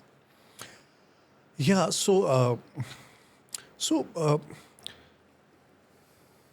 उस समय आप ऐसे बोल सकते हैं कि लीगली उन्होंने यूज़ किया कॉन्स्टिट्यूशनल आर्टिकल का ही कि internal emergency because of disturbances and threat to the nation and so on. अब उस चीज़ को आप हर तरह से यूज़ कर सकते हैं, तो उन्होंने गलत तरीके से यूज़ किया. प्रेसिडेंट थे, उन्होंने रेटिफाई भी कर दिया. अब एडमिनिस्ट्रेशन उनके हाथ में, पुलिस उनके हाथ में है, जुडिशियरी क्या ही कर सकती है, या उसने भी इनफैक्ट और एक किताब है इमरजेंसी पे, आई थिंक कुलदीप नायर की, उसमें वो लिखते हैं कि when people were asked to bend they crawled, right. तो वो भी था कि जो शायद विरोध भी कर सकते थे, उन्होंने भी झुक कर क्रॉल कर उसका फ़ायदा उठाना ही ज़्यादा बेहतर समझा. सारे विपक्ष के नेता जेल में थे, बहुत इंटरनली अंडरग्राउंड होकर बहुत सारे नेता विरोध कर रहे थे और बहुत सारा कुछ चल रहा था. एक तरह से हाँ, वो फेज़ में बोल सकता हूँ था कि पहली बार डाउट आया कि इंडियन डेमोक्रेसी सर्वाइव करेगा या नहीं. करेक्ट. एंड आई थिंक ये शायद फिर ऐप टाइम भी बन गया ये कहने के लिए कि Indira is India, India is Indira. या ये स्लोगन्स आए, correct. But thankfully we came out of it. Thankfully emergency revoke हुआ, और उसके बाद जनता ने फिर बहुत भयंकर जवाब दिया. जनता ने फिर कांग्रेस को सत्ता से सिर्फ बेदखल नहीं किया, ऐसे बेदखल किया. और उसके बाद अब देखिए, इनफैक्ट ठीक है, उसके बाद 80s में इट केम बैक, बट 77 का चुनाव अब देखिए लैंडमार्क था in that sense. But before हम वो कंटिन्यू करें, इमरजेंसी हटाई क्यों गई थी? मतलब क्या रीजनिंग था उसके पीछे? या सो इनडेफिनेट तो हो नहीं सकता था, ऑफ कोर्स, राइट. तो उन्हें पता था कि आज नहीं तो कल तो छोड़ना ही होगा. कोई मिलिट्री रूल तो है नहीं, राइट. उन्हें लगा कि हम लोगों ने एनीवे, और जो उनके सर्वेज भी थे, सो कॉल्ड फीडबैक था, तो इंदिरा गांधी को फीडबैक मिल रहा था कि नहीं, देश में अच्छा रिस्पॉन्स है. जैसे उन लोगों ने बहुत स्ट्रिक्ट पॉलिसीज लाए थे. So for example, Sanjay Gandhi ने नसबंदी कराई, तो पूरे देश में इतनी नसबंदी कराई, उन्होंने टारगेट्स दे दिया हेल्थ ऑफिसर्स को. हाँ, ये जबरदस्ती लोगों को सड़कों पर से उठा के ले जाया जा रहा था. तो इंसेंटिव्स होते थे हेल्थ ऑफिसर्स को, और उनके टारगेट्स होते थे कि आपको इतनी नसबंदी करानी है. तो उनको भी तो लोगों को कहीं से पकड़ के लाना पड़ेगा. इनफैक्ट बसेस, डीटीसी बसेस, ऐसे स्टोरीज है, डीटीसी बसेस को ड्राइव करा के सीधे नर्स ले गया गया हॉस्पिटल, उसमें जितने लोग थे उनकी नसबंदी करा दी गई. सो वो किया गया. फिर इनफैक्ट दिल्ली में स्लम्स जितने थे, संजय गांधी ने करीब सारे स्लम्स तोड़वा दिए. तो उन्हें लगने लगा कि जो ये पॉलिसीज़ हैं हमारे, एक तरह से कहा जाने लगा कि ट्रेनें टाइम पे अब चलती हैं, इतना डिसिप्लिन आ गया है सरकार में और गवर्नमेंट में. तो उन्हें, और ये फीडबैक उन्हें मिलने लगा कि देश में हमारा बहुत अच्छा रिस्पॉन्स आ रहा है. तो उन्हें लगा कि इट इज़ राइट टाइम कि हम अगर इलेक्शंस करा दे तो फिर से हम ही जीत जाएंगे एनीवे, राइट. और वो तो लेजिटिमेट ज़्यादा रहेगा. तो उन्होंने भंग करके इलेक्शंस कराना ठीक समझा. तो इसीलिए उन्होंने इमरजेंसी हटाई and they called for elections. लेकिन फिर इलेक्शंस में हार गए, राइट. इनफैक्ट जब हारे उस इलेक्शन में, तो it did impact Indira in a really brutal way, right. क्योंकि उन्होंने एट वन पॉइंट, मतलब फिर बाद में छोड़ ही दिया था कि मतलब शी वांटेड कि वो सब छोड़ के जा रही थी. उन्होंने अपने सब बैग्स वैग्स भी पैक कर लिए थे, ऐसा मैं पढ़ रहा था. And I think some political party they targeted Sanjay Gandhi, which is why she came back. And फिर जिस तरह से उनका कम बैक भी हुआ, वो एक उनका बहुत फेमस फोटो भी है जहाँ पे वो हाथी पे बैठ के वो बारिश में जा रही है. और तो ये मुझे बताइए. सो यस, क्योंकि 77 में बहुत बुरी हार हुई। इनफैक्ट पूरे नॉर्थ इंडिया में तो Congress, in fact many of the states में it went for zero. Right. So 77 के बाद हाँ लगा कि कांग्रेस को बहुत बड़ा झटका लगा है। जनता पार्टी की सरकार बन गई सेंटर पे, मोरारजी देसाई प्रधानमंत्री बने। 78 में बिहार में बेलची में एक मैसेकर हुआ और उसमें दलितों की हत्या कर दी जाती है नालंदा में, पास के ही कुर्मीस के द्वारा। और वहाँ पे वो जो गांव था वहाँ ये पहुँचना बड़ा दुर्गम था, क्योंकि उस समय रोड्स की भी हालत वैसी होती थी। तो बहुत फेमसली इंदिरा गांधी उस गांव तक जाती हैं, वो विपक्ष की नेता रहती हैं, और उस गांव पे पहुंचने के लिए वो पहले जीप से जाती हैं जहाँ तक रोड होता है जी। उसके बाद उन्हें पालकी में बिठा के ले जाया जाता है। उसके बाद चूँकि पानी भरा होता है खेतों में, उन्हें हाथी पर बिठा के ले जाया जाता है। तो ये बहुत फेमस बनता है कि इंदिरा गांधी इतना करके वहाँ तक पहुँची, उस गांव तक जहाँ पे वो मैसेकर हुआ था, और एक तरह से वो फिर से प्रोमिनेंस में आ जाती हैं as that iron lady who's you know. तो हाँ, और फिर बट उससे ज़्यादा मैं बोलूँगा कि देश डिसइल्यूजन्ड हो गया। वही हुआ है जो 67 में हुआ था कि मोरारजी देसाई जी की सरकार बनी, और उसमें भी ये जनता पार्टी की सरकार में सारे पार्टीज थे ऑलमोस्ट। राइट। तो उसमें भी लेफ्ट था और जनसंघ भी था। इनफैक्ट फिर सबसे ज़्यादा जो कंटेंशन आया वो जो भारतीय जनसंघ के लोग थे उनके डुअल मेंबरशिप पर आया, कि भारतीय जनसंघ के जो मेंबर्स थे वो संघ के भी मेंबर्स थे, आरएसएस के। तो जितने भी लेफ्ट विंग के थे और सोशलिस्ट थे वो उस पर आवाज़ उठाने लगे कि या तो भारतीय जनसंघ का मेंबर रहिए, आरएसएस के members. I think Morarji Desai को भी चैलेंज जो किया था वो चरण सिंह ने किया था, जो मेजर एक चैलेंज हमें मिला। करेक्ट। तो जितने भी खासकर सोशलिस्ट लीडर थे, मधु लिमाय और ये थे, उन्होंने कहा कि या तो आप जनसंघ के मेंबर्स रहें, आरएसएस के मेंबर रहें। जनसंघ के मेंबर्स ने कहा कि हम सरकार छोड़ना ठीक समझेंगे, लेकिन अपने संगठन को नहीं छोड़ेंगे। और इस बात पर फिर उन्होंने समर्थन वापस ले लिया, सरकार गिर गई। फिर चौधरी चरण सिंह बनते हैं प्रधानमंत्री, और कांग्रेस के समर्थन से बनते हैं। कांग्रेस उन्हें समर्थन देती है लेकिन कांग्रेस का एम था बेसिकली तोड़कर, और वो कुछ महीनों बाद फिर समर्थन वापस ले लेती है। तो सबसे ज़्यादा जो डिसइल्यूजनमेंट होता है लोगों को, ये देखकर होता है कि ये सरकारें चल नहीं पाएंगी। वो सरकार बना तो लेंगे लेकिन उनको चला नहीं पाए। सारे स्टेट्स में भी यही हालत होती है, बिहार में भी यही हालत होती है, उत्तर प्रदेश में भी यही हालत होती है। तो इस कारण से उन्हें लगा कि यार अगर स्थिर सरकार चाहिए तो कांग्रेस ही एकमात्र विकल्प है। तो इसीलिए आप देखेंगे 1980 के चुनाव में फिर से कांग्रेस केंद्र में और स्टेट्स में वापस आ जाती है, और 80 से 90 तक फिर से कांग्रेस करीब केंद्र में मेजरली रहती है, और करीब सारे राज्यों में भी फिर से सरकार बना लेती है। ओके। तो इसके ऊपर हम वापस आएंगे जो 80 से 90 वाला पीरियड था, बिकॉज जो आज हम कांग्रेस का एक डाउनफॉल देख रहे हैं ये मोस्टली उसी वक्त शुरू हुआ था, जो 80s एंड 90s में उनकी पॉलिसीज़ थी, जिस तरह से वो पॉलिटिक्स उनकी लड़ भी रहे थे, शायद वहाँ से वो डाउनफॉल शुरू हुआ था। बट हम उसकी बात करें उसके पहले भी 67 में जो एक बूथ कैप्चरिंग का एक वो इंसिडेंट होता है बिहार में, इसके बारे में आप बता सकते हो? सो अब बैलेट बॉक्सेस हैं, इतने रिमोट जगहों पे चुनाव हो रहे हैं, तो और ऑफ कोर्स जो इलेक्शंस में खड़े होते हैं लोग, तो धीरे धीरे उसमें वैसे लोग आने लगे जिनका बाहुबल था, प्रचलन था, जिनको लोग सुनते थे, मानते थे। तो 67 के चुनाव में सबसे पहला बूथ कैप्चरिंग रिपोर्ट किया जाता है बेगूसराय के मटिहानी विधानसभा में, और वहाँ के एक दबंग होते थे कामदेव सिंह उस एरिया के, और बिहार का पहला उनको डॉन या गैंगस्टर बोला जाता है, राइट। तो वहाँ पे सबसे पहला बूथ कैप्चरिंग की घटना आती है, और उसके बाद इनफैक्ट बूथ कैप्चरिंग एक तरह से एक आप बोल सकते हैं एक ऑर्गेनाइज्ड एक्टिविटी बन जाती है। Okay. क्योंकि जितने भी कैंडिडेट्स होते हैं उन्हें दिखता है कि ये रास्ता एक अच्छा रास्ता है अपनी जीत सुनिश्चित करने का। कहीं भी वोटिंग हो रही है तो पहले तो सबने खुद ही थोड़ा सा उन्हें अपने ऊपर लिया अपने लोगों से कि वहाँ पे, क्योंकि बहुत आसान होता है बैलेट बॉक्सेस में बूथ कैप्चर करना, और उस समय में वोटर आई कार्ड्स भी नहीं होते थे। करेक्ट। तो कुछ नहीं, तो आपको सिंपली किसी बूथ पर जाना है, अगर आप में वो बाहुबल है तो गए, आपने लोगों को डराया धमकाया, आपके पास सारे बैलेट पेपर्स हैं, आप एक कैंडिडेट पे सारे बैलेट पेपर्स मुहर मार सकते हैं, उसमें डाल सकते हैं, प्रिसाइडिंग ऑफिसर को बोल सकते हैं अब आप जाइए यहाँ से। प्रिसाइडिंग ऑफिसर बेचारा बाहर का आदमी होता है, वो क्यों पंगा लेगा। अगर वहाँ पे फोर्स भी होती है तो फोर्स भी सोचती है हम इस पर क्यों फंसने जाए, 2-4-5 लोग, हम भी शांति से यहाँ निकल जाते हैं, विच इज़ वेरी नेचुरल। तो बहुत आसान तरीका हो गया। कुछ नहीं कर सकते हैं, जो जाके कुछ नहीं किया तो बैलेट बॉक्स पे पानी डाल दिया। अगर मेरे अनुकूल वो बूथ नहीं है, मुझे पता है मुझे वोट नहीं मिल रहा है, तो बैलेट बॉक्स में पानी डाल दिया, इंक डाल दिया, तो खराब हो गया, राइट। तो बहुत आसान होता है। या इनफैक्ट बूथ तक पहुंचने ही नहीं दिया हमने लोगों को, 100 मीटर आगे ही खड़े हो गए हम बंदूक लेके, कहा कि उधर कोई नहीं जाएगा, तो वोट ही नहीं पड़े। तो बहुत सारे, अब ये दिखने लगा कि अगर बाहुबल है तो बूथ तो हम आराम से कैप्चर कर सकते हैं, करेक्ट। तो चुनाव जीत सकते हैं। तो शुरू में अपने ही लोगों को तुम वहाँ देख लेना, वहाँ देख लेना, फिर धीरे धीरे कॉन्ट्रैक्ट की तरह होने लगा कि किसी ने कहा कि आपका हम 50 बूथ संभाल लेंगे। अच्छा, मतलब इसके अंदर कॉन्ट्रैक्ट्स मिलने लग गए। तो किसी एरिया का कोई थोड़ा सा दबंग व्यक्ति है, उसने कहा हमारे यहाँ का आप चिंता छोड़ दीजिए, आप हम इतने पैसे दे दीजिए, हम देख लेंगे। तो उस तरह से आप देखेंगे बहुत सारे बाहुबली बूथ कैप्चरर्स आने लगे, राइट। और उनके बेसिस पे बहुत सारे बाहुबली चुनाव जीतने लगे, अच्छे नेता भी चुनाव जीतने लगे, जो खुद अपने हाथ गंदे नहीं करना चाहते थे। उन्हें लगा कि अच्छा है, मेरे बजाय कोई और करेगा। लेकिन फिर धीरे धीरे क्या हुआ, अब 70 के दशक में चला, बहुत चला, 80 के दशक में चला। 80 के दशक में क्या हुआ कि जितने भी ये बूथ कैप्चर करने वाले सो कॉल्ड बाहुबली थे, उन्हें लगा कि जब हम ही बूथ कैप्चर कर रहे हैं और हम ही जिता रहे हैं, तो हम ही क्यों ना चुनाव में खड़े हो जाए। राइट।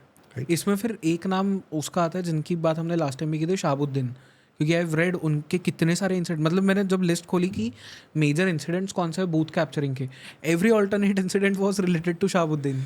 तो हाँ, सो अगर सबसे ज़्यादा बूथ कैप्चर के इंसिडेंट्स देखेंगे नंबर्स वाइज, तो बिहार में हुए through out 90s, 80s, 90s, 2005 तक ऑलमोस्ट आप देखेंगे। ईवीएम्स के पहले का जो युग है वहाँ तक देखेंगे आप।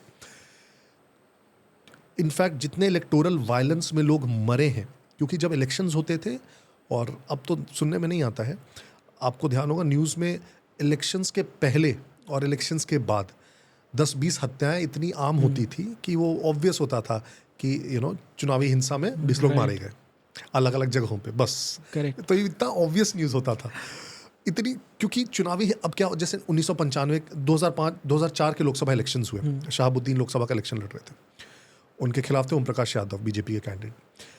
शहाबुद्दीन एक गांव का मुखिया था, जिस गांव में बीजेपी को अच्छे वोट पड़े, तो चुनाव के बाद उस मुखिया की हत्या कर दी गई। ओम प्रकाश यादव इनफैक्ट जो कैंडिडेट थे, उनके घर पे गोलीबारी कर दी गई।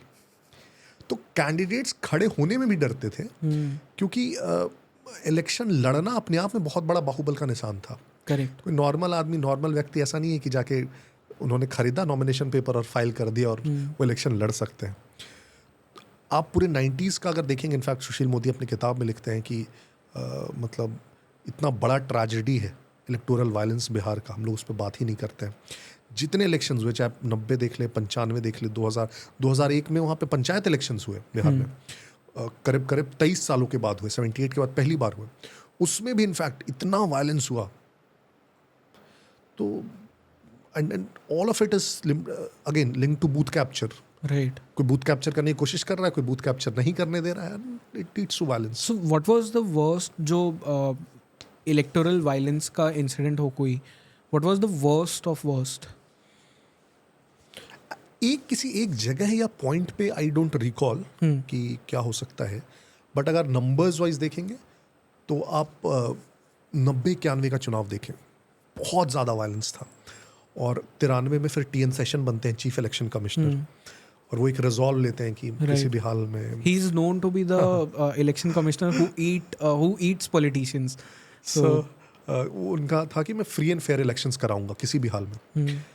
उत्तर प्रदेश में बहुत अच्छा उनके इलेक्शंस होता है उनके टेन्योर में, लेकिन बिहार में फिर वो 1995 में इलेक्शंस कराना होता है उन्हें, और उन्हें पता होता है कि बिहार में इलेक्शन कराना सबसे टफ है। तो बहुत इंटरेस्टिंगली बिहार में जब इलेक्शन कराना होता है तो 4 बार इलेक्शन के डेट्स चेंज किए जाते हैं। ओके। राइट। और लालू प्रसाद यादव बहुत फेमसली कहते हैं कि वो TN सेशन अपने आप को क्या समझ रहा है, सांड समझता है क्या, उसको पता ही नहीं है कि हम सांड को बांध देते हैं खूंटा से। वो सब बहुत और उस बार भी, लेकिन in spite of all his, मतलब उन्होंने हर पॉसिबल प्रयास कर लिया। काउंटर मैंड हुए इलेक्शंस, री इलेक्शंस हुए, 4 महीने में इलेक्शंस हुए, फिर भी जो electoral violence he could not stop. So electoral violence के पीछे रीजन यही होता था कि लोगों को डरा धमका के रखा जाए, क्योंकि आप इलेक्शन जीतना चाहते हैं ना, तो इलेक्शन जीतने के लिए या तो आप लोगों को वोट नहीं करने दें, है ना, बूथ लूटने का प्रयास करें, कैंडिडेट्स को खड़ा नहीं होने दे, तो इन सब करने के लिए आपको वायलेंस यूज करना पड़ेगा। दैट इज मतलब बहुत सैड रियलिटी है, बट है। टीएन सेशन का इन जनरल अगर हम ओवर द इयर्स देखें एज एन इलेक्शन कमिश्नर, उनका एक बहुत बड़ा इम्पैक्ट तो रहा है. Of course. सो पहली बार उनके टेन्योर में वोटर आई कार्ड्स इंट्रोड्यूस किए गए. तो उसके पहले तक आप सोचिए वोटर आई कार्ड भी नहीं होते थे. राइट, मतलब कोई भी जाके किसी के नाम पे भी वोट दे आ रहा है. तो कोई माँ बाप ही नहीं है, राइट. तो वोटर कार्ड्स कम से कम इंट्रोड्यूस हो कि पहचान हो पाए, हाँ ये व्यक्ति ही इसकी वोट डाल रहे. तो उसके पहले 12 साल का बच्चा जाके किसी का वोट डाल दे रहा है, कोई बूढ़ा किसी महिला के नाम पे वोट डाल दे रहा है. So lot of inefficiencies I would say. Correct. Okay, coming back to जो हम टाइमलाइन डिस्कस कर रहे हैं अगेन, जो एक बहुत फेमस स्टेटमेंट है चौधरी चरण सिंह की, जिन्होंने कहा था कि I was being blackmailed by Indira Gandhi because she wanted me to take back all the cases against her son Sanjay for the crimes he had committed during the emergency. इसके बारे में बताइए, क्योंकि अगेन जो वो किताब में जिसकी बात कर रहा था, how the prime ministers work, how the prime ministers take decisions, उसमें एक बहुत फेमस चीज़ लिखी गई है जिसके बारे में आई डोंट थिंक ज़्यादा लोगों को पता है, which was Sanjay Gandhi and his goons. ये चौधरी चरण सिंह को ब्लैकमेल कर रहे थे क्योंकि शायद उनके बेटे के कुछ फोटोज़ इन्हें मिल गए थे जो कॉम्प्रोमाइजिंग पोजीशंस वगैरह में थे, और उसके बेसिस पे इनका मतलब पूरा डाउनफॉल प्लान किया गया.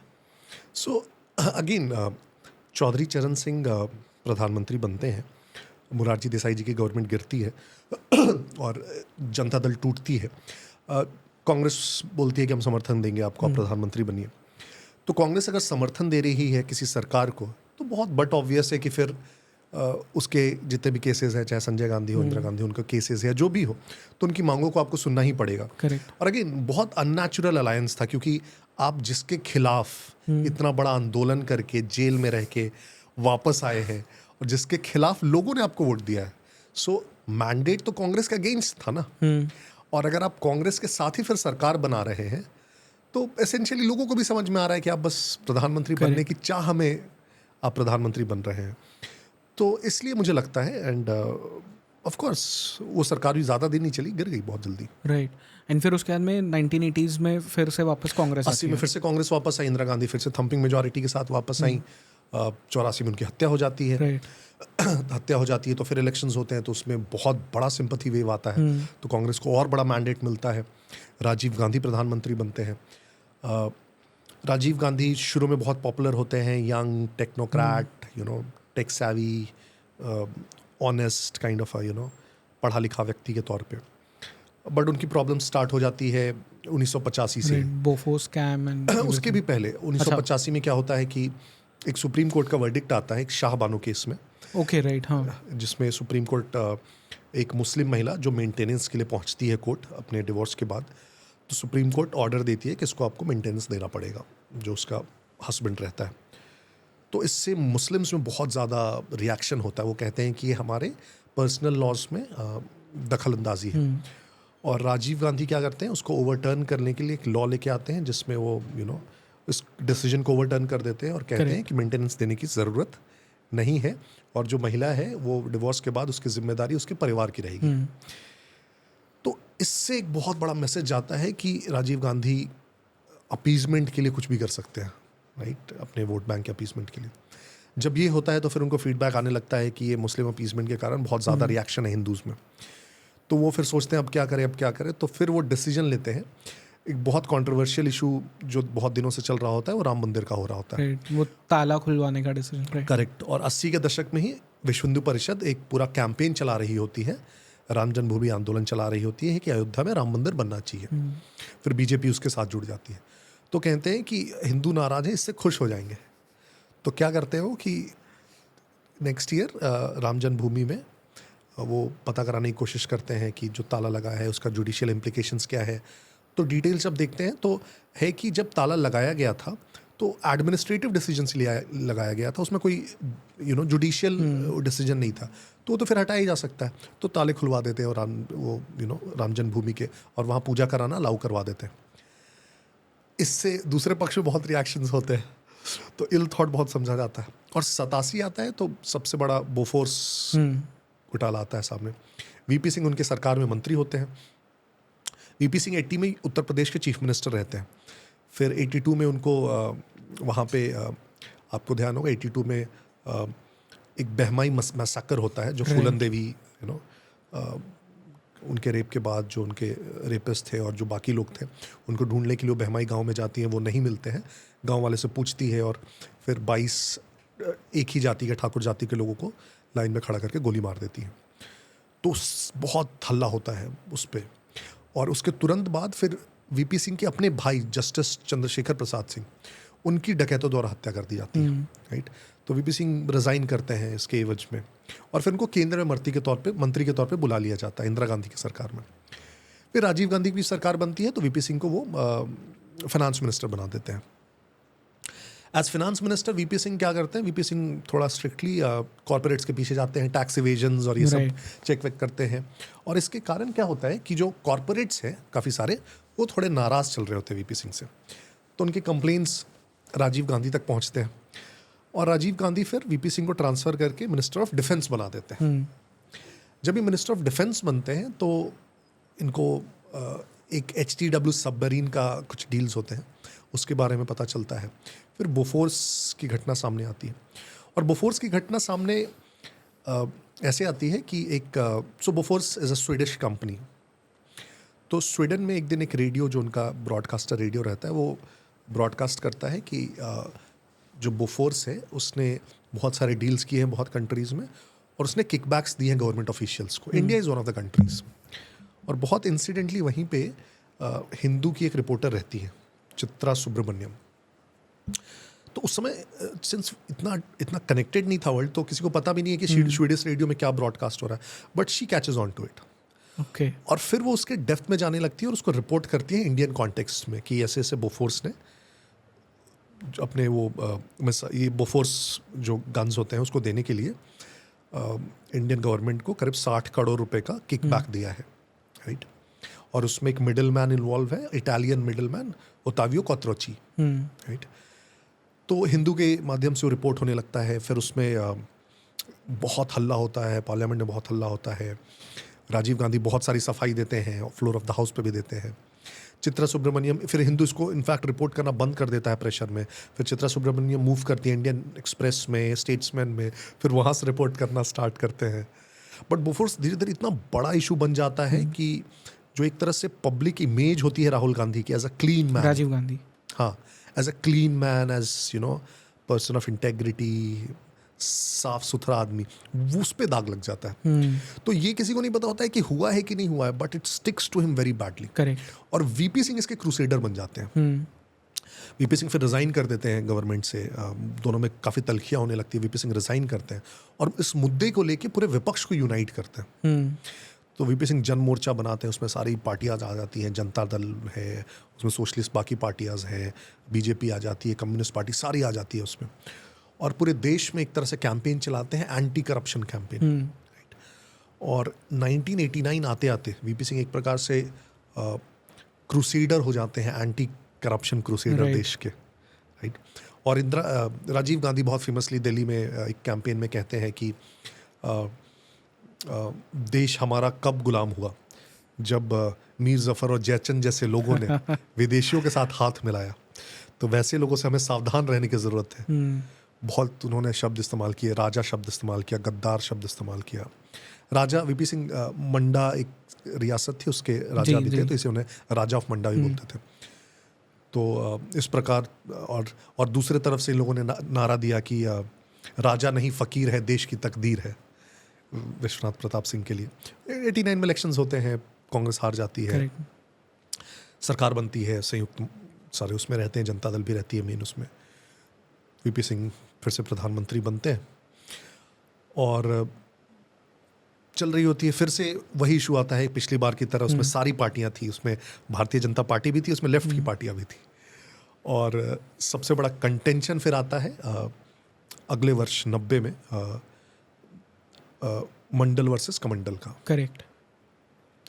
तो वीपी सिंह चूंकि अंदर में ही बहुत अंतर्कलह थी और वीपी सिंह जब प्रधानमंत्री बन भी रहे थे तो दो और कंटेंडर्स थे, चंद्रशेखर और देवीलाल। तो देवीलाल हरियाणा से आते थे और चंद्रशेखर उत्तर प्रदेश से आते थे। और वीपी सिंह को धीरे धीरे दिख रहा था कि जो एक कोर वोट बैंक है उनका, उसका एक एक्रोनिम था अजगर। ओके। अहिर, जाट, गुज्जर, राजपूत, वो ब्रेकअवे हो रहा है देवीलाल के साथ। तो उनको लगा कि हमें कुछ कैप्टिव ऐसा वोट बैंक चाहिए जो हमारे लिए लॉयल रहे और हमारे पार्टी का कैडर बन सके, एक लॉन्ग टर्म लॉयल्टी हो। और इसके लिए उन्होंने सोचा एक जो अच्छा टूल हो सकता है वो हो सकता है मंडल कमीशन का रिकमेंडेशंस का इम्प्लीमेंटेशन। मंडल कमीशन एसेंशियली ये but establish Mandal commission No. 79-80 के टाइम हुआ था। सो 78 में, सो उस समय मंडल सो इसको बैकवर्ड क्लासेस कमीशन जनरली बोलते हैं। तो पहला बना था बैकवर्ड क्लास कमीशन 1952-53 में काका कालेलकर के अध्यक्षता में। तो जवाहरलाल नेहरू ने उसमें उसके रिकमेंडेशंस को रिजेक्ट कर दिया था एक तरह से। उसने भी कहा था कि ओबीसीज, तो उसने बैकवर्ड क्लासेस को पहले डिफाइन करने की कोशिश की थी। राइट। तो उसने अब कहा कि बैकवर्ड क्लास कैसे डिफाइन करें, तो उसने बहुत सारे अलग अलग छोटे छोटे उसमें चीज़ का, तो लेकिन it was not very practical. जैसे उसने कहा कि जो अंधविश्वास में यकीन करते हैं वो भी बैकवर्ड क्लास के होंगे, जो जादू टोना करते हैं उनको भी बैकवर्ड। सो ये सब फिर बहुत फाइंड करना मुश्किल था। तो एक उस लेवल पे सेकंड रिजर्वेशंस की उसने बात करी, बट नेहरू बहुत स्ट्रांगली बिलीव करते थे कि रिजर्वेशन से एफिशिएंसी और मेरिट में दिक्कत आएगी। Correct. तो उन्होंने कहा कि ये सबसे सही तरीका नहीं है बैकवर्ड्स को आगे लाने का। तो एक तरह से वो रिजेक्ट हो गया। सेकंड बैकवर्ड क्लासेस कमीशन 1978 में बनी और उसके अध्यक्ष थे बीपी मंडल। वो बिहार के मुख्यमंत्री रह चुके थे और इसीलिए उसे मंडल कमीशन बोला गया। तो उसके रिकमेंडेशंस आ जाते हैं 1980 में। ये मतलब जब 78 में मंडल कमीशन आता है, उनका रिपोर्ट होता है कि 27% रिजर्वेशन देना चाहिए ओबीसीज को। करेक्ट। तो 1980 में उसका रिपोर्ट आता है और वो रिपोर्ट के हिसाब से कहते हैं कि जो सेंसस है, सेंसस को देख के आई थिंक 31 के सेंसस पे बेस करते हैं वो, और उसके हिसाब से वो कास्ट को बोलते हैं सबसे इंपॉर्टेंट डिटर्मिनेंट ऑफ बैकवर्डनेस या कोरिलेशन। अदरवाइज वो बोलते हैं कास्ट को हम पिक कर सकते हैं एज अ, जैसे अदर बैकवर्ड क्लासेस हैं लेकिन क्लास को डिफाइन करना बड़ा मुश्किल हो रहा है अलग अलग तरीकों से। तो उन्होंने कहा कास्ट सबसे अच्छा उसका रिफ्लेक्शन है। तो उसमें उन्होंने कहा कि जो ये बैकवर्ड कास्ट हैं ये करीब करीब देश की आबादी का 52% है, राइट।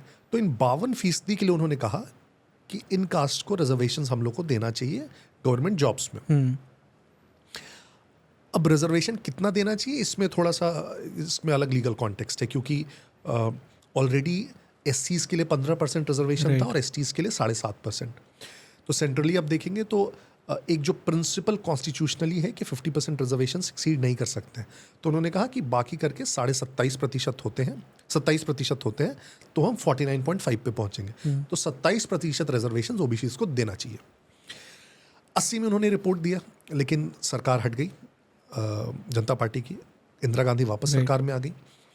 इंदिरा गांधी और राजीव गांधी की सरकारों ने इस पर कुछ किया नहीं। नहीं करने का कारण ये था कि इन सरकारों को अगड़ी जातियों का बहुत स्ट्रांग समर्थन था, राइट। कांग्रेस हमेशा से अगड़ी जातियां कांग्रेस के साथ उनके कोर वोट बैंक भी थे, तो उसको डिस्टर्ब नहीं करना चाहती थी कांग्रेस। तो जैसे रिपोर्ट्स आते हैं शेल्फ रहते हैं तो शेल्फ थे। करेक्ट। वीपी सिंह ने कहा कि this is a report that I can use.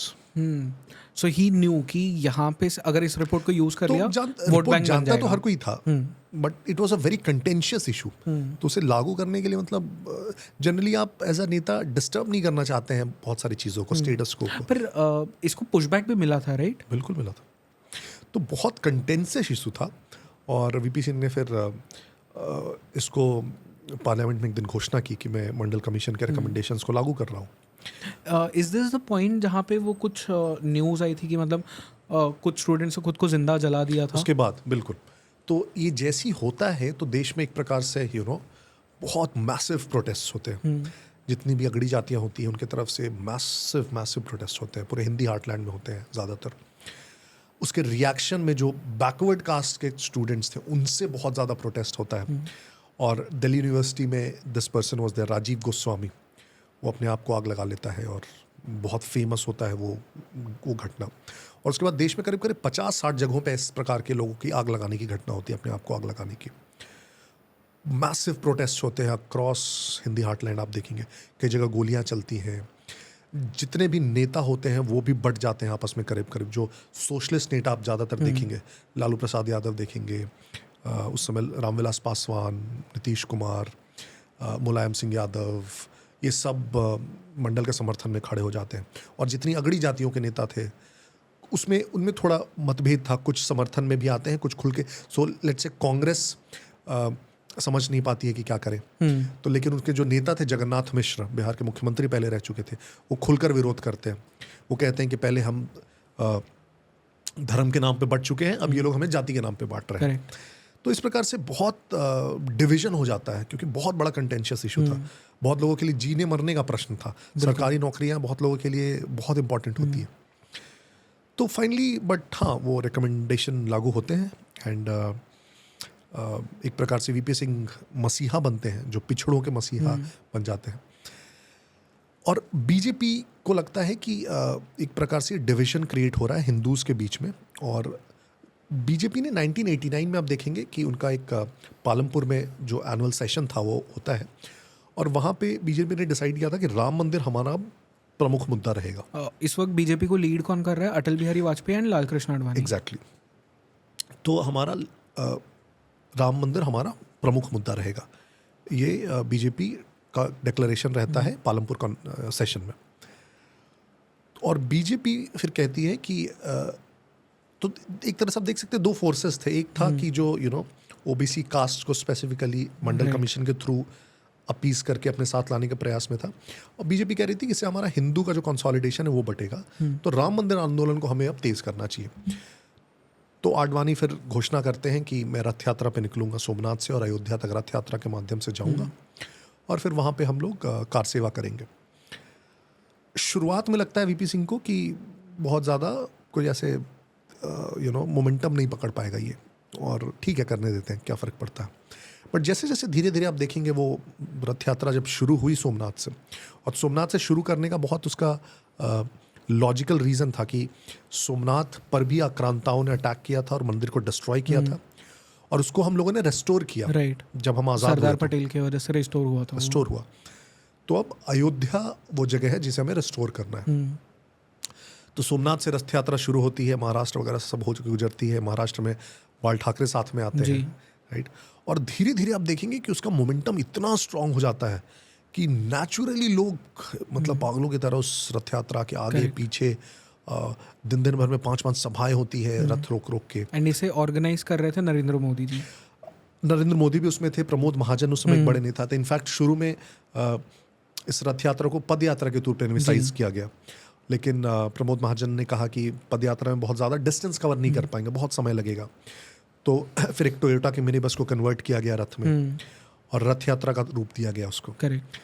और रथ जहाँ जहाँ से गुजरती थी लोग उस पर फूल बरसाते थे, शंख लेके खड़े होते थे, शंख बजाते थे। आडवाणी जी को तलवार भेंट की जाती थी, टीका लगाया जाता था। बहुत लोग जो गाड़ी होती थी उसके चक्के की मिट्टी को अपने सर पे लगाते थे। तो एक प्रकार से एक ऐसा माहौल बना कि जो वीपी सिंह या उनकी सरकार ने एंटिसिपेट नहीं किया था। और एक तरफ रथ यात्रा चल रही थी और दूसरे तरफ मंडल का एजिटेशन चल रहा था। तो पटना में एक सम्मेलन होता है बहुत बड़ा, जिसमें आरक्षण के समर्थन में जितने भी लोग होते हैं उनका सम्मेलन होता है, और उसमें बहुत बड़ी बड़ी बातें होती हैं। उसमें वीपी सिंह कहते हैं कि मुझे पता है कि मेरी सरकार गिर सकती है, जा सकती है, लेकिन मुझे फ़र्क नहीं पड़ता, मैं इसे लागू करके रहूँगा। लालू, नीतीश, रामविलास पासवान सब स्टेटमेंट्स देते हैं, और दूसरी तरफ रथ यात्रा चल रही होती है। और रथ यात्रा फिर एक फेज़ दिल्ली में ख़त्म होती है और दूसरी फेज़ फिर शुरू होती है झारखंड से, अभी के बिहार तभी और अभी झारखंड से। और वहाँ पे फिर इन लोगों को लगने लगता है कि अगर ये रथ अयोध्या पहुँच गई तो कंट्रोल करना मुश्किल होगा। तो फिर शुरू होता है कि इस रथ यात्रा को रोकना पड़ेगा। पहले प्रयास होता है कि रथ यात्रा को धनबाद में रोका जाए। करेक्ट। तो धनबाद में थोड़ा प्रॉब्लम ये होता है कि धनबाद वहाँ जो डिस्ट्रिक्ट मैजिस्ट्रेट होते हैं वो सजेस्ट करते हैं, बिकॉज ऑफ रीजंस, जहाँ तक मुझे ध्यान है शायद वो खुद मुस्लिम होते हैं, तो सजेस्ट करते हैं कि इसका कुछ कम्युनल एंगल होगा तो यहाँ पे शायद ना किया जाए तो ठीक है, ऐसे करके। तो फिर वो रांची से, रामगढ़ से होते हुए, गया वगैरह होते हुए समस्तीपुर पहुँचती है रथ। और तब तक लालू प्रसाद यादव, और उसके भी अलग अलग वर्जन्स हैं। कोई बोलते हैं, वीपी सिंह बोलते हैं कि मैंने अरेस्ट करने को कहा था, लालू बोलते हैं कि मैंने अपने मन से किया, उन लोगों ने तो मुझे मना किया था। नीतीश कुमार कहते हैं कि हम सब ने मिल के एक कमरे में डिसाइड किया था कि समस्तीपुर रथ पहुंचती है, उस रात को सुबह 4 बजे आडवाणी जी को गेस्ट हाउस से अरेस्ट किया जाता है। 2 ट्रस्टेड आर.के. सिंह उसमें एक होते हैं ऑफिसर, जो बाद में जाके फिर आडवाणी जी के ही वो सेक्रेटरी बनते हैं और फिर बीजेपी के सांसद भी बनते हैं, मंत्री भी बनते हैं। आडवाणी जी को अरेस्ट किया जाता है और दुमका में एक गेस्ट हाउस है, वहाँ ले जाया जाता है। और जैसे ही अरेस्ट किया जाता है फिर भाजपा समर्थन वापस लेती है सरकार से, सरकार गिर जाती है और फिर चंद्रशेखर प्रधानमंत्री बनते हैं फिर से कांग्रेस के समर्थन से। करेक्ट। लेकिन फिर से कांग्रेस वही करती है, कुछ महीनों में समर्थन वापस ले लेती है राइट। और 91 में चुनाव हो जाते हैं। तो यहाँ तक मतलब अगर किसी को वेब सीरीज बनानी है, this is like the perfect plot की एक जगह जहाँ पे रथ यात्रा चल रही है, उसी के साथ में मंडल कमीशन के एजिटेशंस वगैरह भी चल रहे हैं, सब कुछ हो रहा है। बट हम जो एक और बात कर रहे थे कि किस तरह से राजीव गांधी ने इसे भी यूज़ किया था, जो उसके डोर्स खुलवाए थे एंड शाहबानो का वो जो केस था वहाँ से ध्यान हटवाना था उन्हें। Correct. But what happens after that, क्योंकि राजीव गांधी का फिर मर्डर होता है, असैसिनेशन प्लॉट होता है एंड सक्सेसफुली कर भी देते वो लोग। बट रीजंस क्या थे इसके पीछे? सो राजीव गांधी इनफैक्ट आप देखेंगे और भी कुछ ब्लंडर्स था उनका। तो शाहबानो केस, फिर राम मंदिर का ताला खुलवाया उन्होंने, बोफोर्स केस में फंसे। एक और उन्होंने डिसीजन लिया कि श्रीलंका में तभी इंटरनल पीसकीपिंग फोर्स भेजेंगे। हाँ, तो इंटरनल एक तरह से आप बोलिए वॉर्स चल रहे थे और एलटीटी जो ग्रुप था तमिलियंस का, वो सरकार के खिलाफ वॉर छिड़े हुई थी और वहाँ के जो प्राइम मिनिस्टर थे उन्होंने राजीव गांधी से असिस्टेंस मांगा एलटीटी को न्यूट्रलाइज करने के लिए। तो सरकार ने, इंडिया ने वहाँ पीस कीपिंग फोर्सेस भेजी और एलटीटी में तमिलियंस थे अगेन, जो हमारे से कल्चरली और लार्जली कनेक्टेड है हमारे तमिलनाडु से।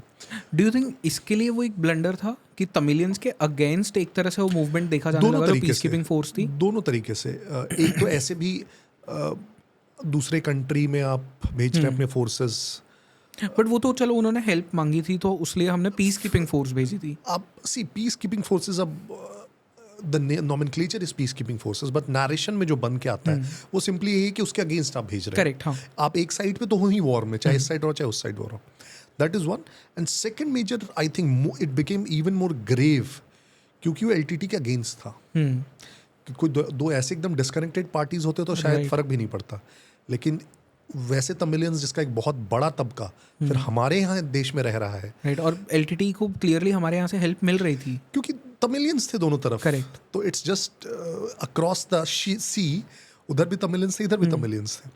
तो उस कारण से बहुत देखेंगे कि आप अगर बहुत ये इंफ्रास्ट्रक्चरल नहीं तो कम से कम इमोशनल सपोर्ट तो बहुत था, मॉरल सपोर्ट तो बहुत था। करेक्ट। तो उसके कारण से I think that was a blunder, I would से, राइट। और फिर उनकी हत्या होती है। इनफैक्ट आप देखेंगे थोड़ा सा कंफ्यूज भी थे राजीव गांधी, क्योंकि जब 89 इलेक्शंस की वो शुरुआत करते हैं कैंपेन की, तो वो फिर तब तक राम मंदिर आंदोलन थोड़ा बड़ा होते जा रहा था, तो कैंपेन की शुरुआत राम मंदिर से करते हैं, अयोध्या से, राइट, टू से कि कब मुझे सपोर्ट मिलेगा। करेक्ट। तो I think he was slightly confused there. I think उन्हीं के टाइम से शायद ये जो कांग्रेस के अंदर वो एक कंफ्यूजन वाली चीज़ आई है कि हम इधर जाए उधर जाए, वो वहीं से शुरू हुई थी। करेक्ट। मैं मानता हूँ कि उसके बाद आप अगर कांग्रेस से सही में पूछेंगे कि what does it stand for, कुछ उनका क्लियर एक वो ऑब्जेक्टिव ही नहीं, कभी यहाँ बोलते कभी वहाँ बोलते। करेक्ट। क्योंकि वो जब जैसा सो आप देखेंगे कि कई बार वो हिंदूज के क्लियरली अगेंस्ट बोलते हैं और कई बार फिर वो इस लेवल तक जाते हैं कि मैं ब्राह्मण हूँ और मैं राइट जनेऊधारी हूँ, और फिर सो या कॉन्ट्राडिक्शंस है। बट बहुत सारे जो आरोप लगते हैं वो वीपी सिंह के ऊपर भी लगता है राजीव गांधी के असैसिनेशन के पीछे, कि उन्हें प्रॉपर सिक्योरिटी नहीं प्रोवाइड की गई via VP Singh. So this is many versions actually. Okay. और कोई भी ऐसे सिक्योरिटी लैब्स या इस प्रकार की घटना में आप देखेंगे तो हजारों वर्जन्स होंगे। ऑफ कोर्स, क्योंकि एंड ऑल्सो उसमें हमें ये भी ध्यान में रखना होगा कि Rajiv Gandhi was not in power, तो उन्हें वो जो Z+ सिक्योरिटी वगैरह होती है, not so I don't think that was an issue. But आप देखिए, जब आप कैंपेन में जा रहे हैं, इलेक्शन कैंपेन में थे, और इलेक्शन कैंपेन में आप लोगों से मिल रहे हैं, भीड़ से मिल रहे हैं, करेक्ट, आप स्टेज पे भी नहीं है, सिक्योरिटी प्रोटोकॉल्स के अगेंस्ट है वो भी। मतलब that's why I am saying कि एक सर्टेन लेवल ऑफ खतरा तो ऐसे ही है, खास करके जब देयर आर थ्रेट्स कि एक जगह पे बहुत असंतोष है जहाँ पे हमने पीस कीपिंग फोर्सेस भेजी है, और वहाँ के लोगों के ही कनेक्टेड एरिया में, मैं तमिलनाडु में ही जा रहा हूँ, करेक्ट, वो कोई दूसरा स्टेट भी नहीं है, तो मेरे ख्याल से एक ऑब्वियस लेवल ऑफ थ्रेट तो ऐसे ही है। फिर उसमें आप जब डाइसेक्ट करने लगेंगे तो बहुत लेवल बोल सकते हैं कि ये गलती हुई, वो गलती हुई, हाइंडसाइट में आपको दिखेगा, लेकिन अगर कुछ नहीं होता शायद तो किसी ने ऑब्जर्व भी नहीं किया होता। करेक्ट। सो वो हमेशा जैसे ट्रम्प के ऊपर जो भी assassination attempt। उसके बाद 10 उसमें खामियां निकाले गई, लेकिन ऐसे हम बोलते हैं कि नहीं कितना स्ट्रांग है वहाँ का जो सिक्योरिटी है। So that means I think hindsight में you can say right. And जो उनका असैसिनेशन हुआ वो देश का जो एक सोशल फैब्रिक होता है या जो हमारा सोशल स्ट्रक्चर था उसको किस तरह से चेंज करता है? Does it impact it in any manner? क्योंकि उसके बाद में अगेन सिंपैथी वेव तो आई होगी फॉर कांग्रेस, तो क्या होता है एग्जैक्टली? सो सिंपैथी वेव आई, फिर से कांग्रेस जीत गई। इनफैक्ट आप देखेंगे जबकि कांग्रेस उतने अच्छे कंडीशन में नहीं थी, राइट, और कांग्रेस जीत गई, लेकिन फिर दिक्कत हो गया कि प्रधानमंत्री कौन बनेगा, राइट।